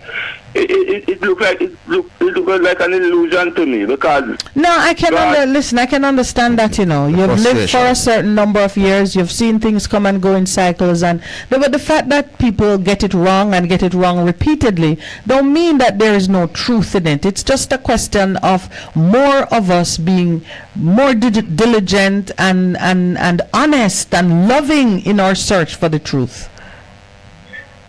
But my truth and your truth is a different truth. You know? I don't know. We've not approached it together. The two of us have not walked and agreed on it together.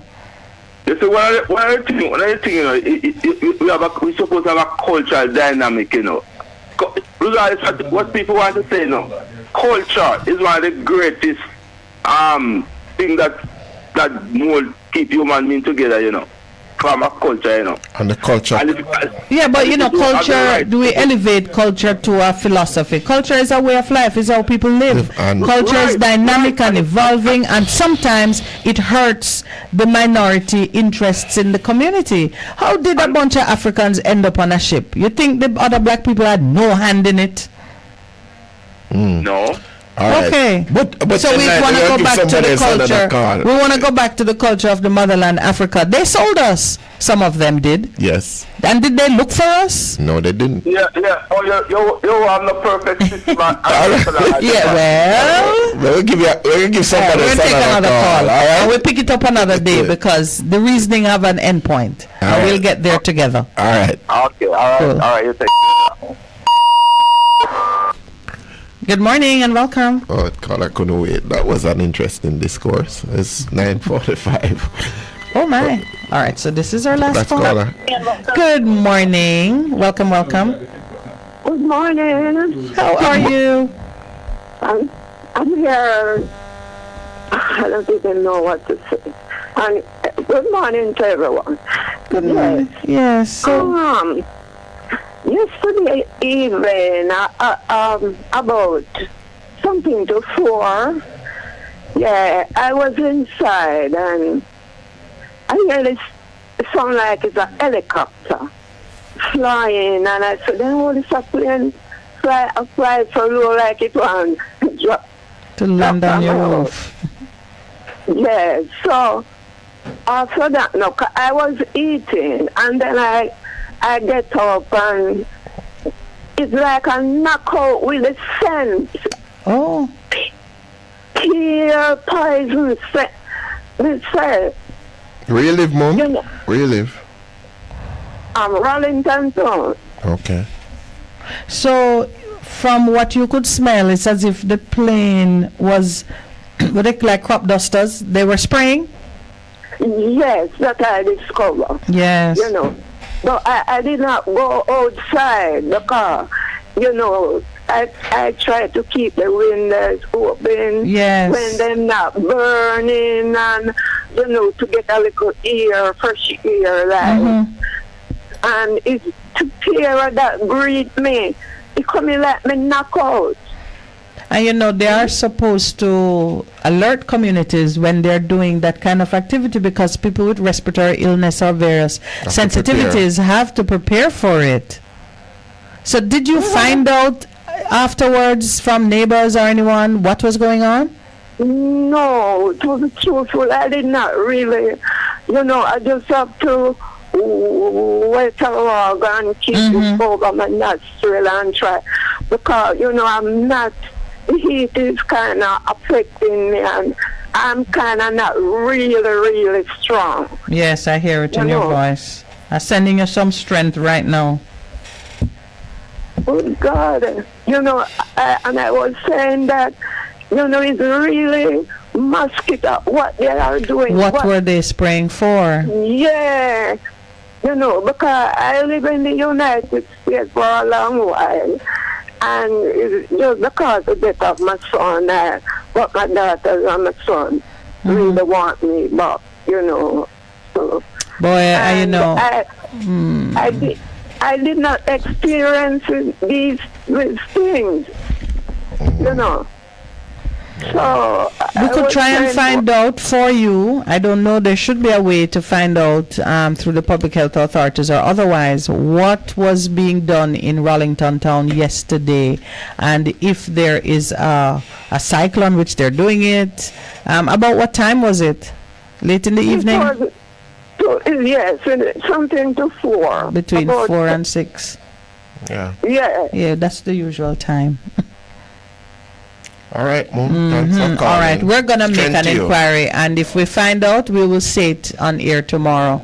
what was going on. And yes, and if anyone in the Rollington area knows what was being sprayed in the afternoon, and if there's a regime, something going on that we could share with our listeners so they can prepare themselves.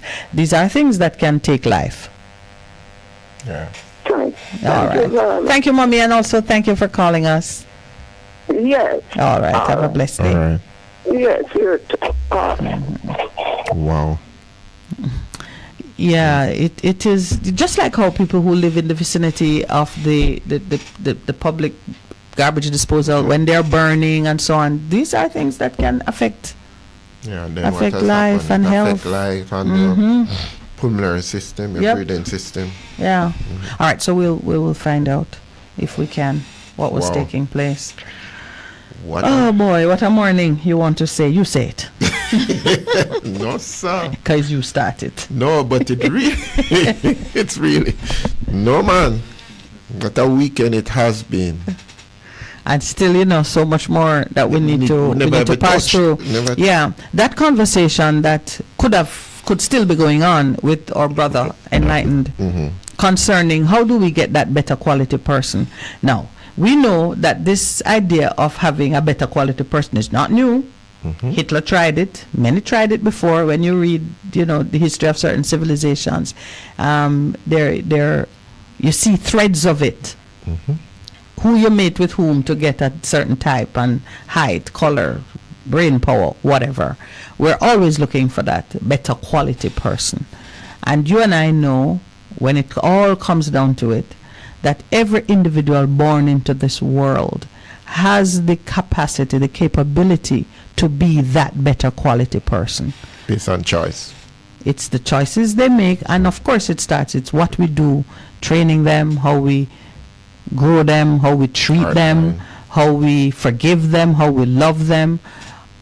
A myriad of things. About socialization. Yeah, a myriad of things.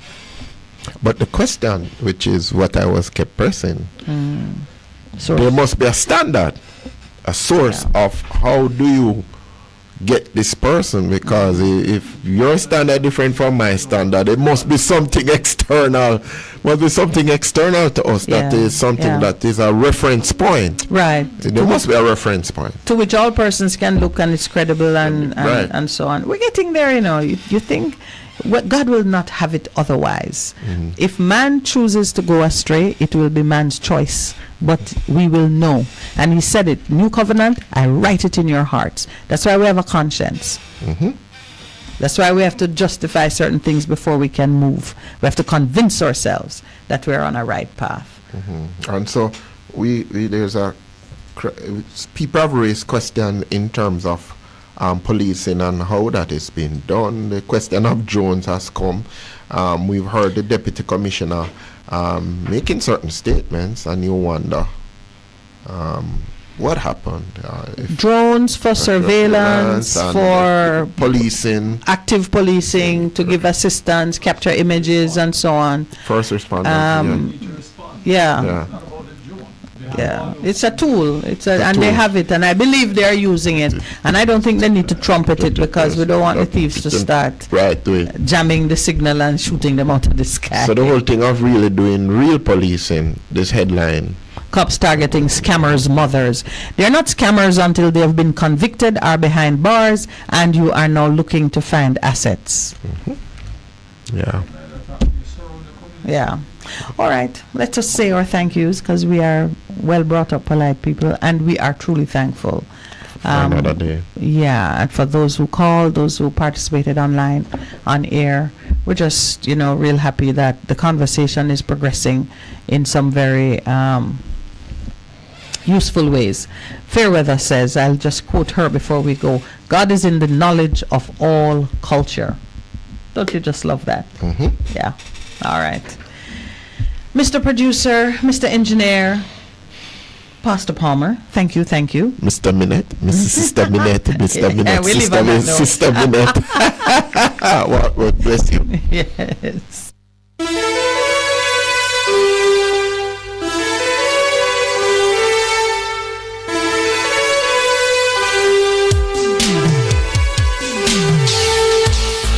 What's the matter, people?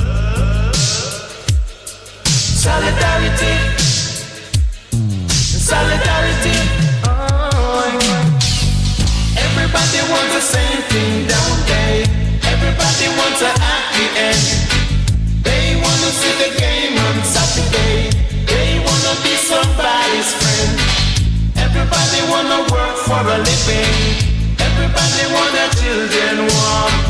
Everybody wants to be forgiven. They want a shelter from the storm. Look at me, I ain't your enemy. We walk in common ground. We don't need to fight each other. What we need, solidarity. Oh, solidarity. Solidarity. Oh, yeah. Solidarity. Nobody likes to ask for money. Nobody likes to play the clown. Nobody likes to wait in a long line. Nobody likes being pushed around. Everybody wants a family protected. They wanna express themselves. Everybody wants to live forever. Look at me, I ain't your enemy. Don't believe everything you hear. This is no time to fight each other. What we need, solidarity. Solidarity. Oh, solidarity. Solidarity. Oh, yeah. Solidarity. Solidarity.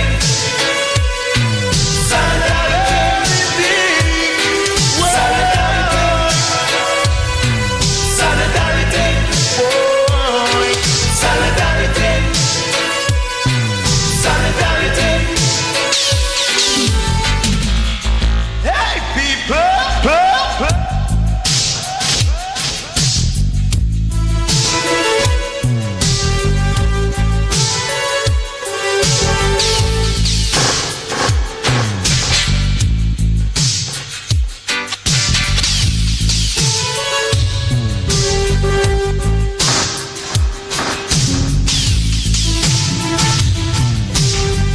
Everybody wants the same thing down there. Everybody wants a happy end. They wanna see the game on Saturday. They wanna be somebody's friend.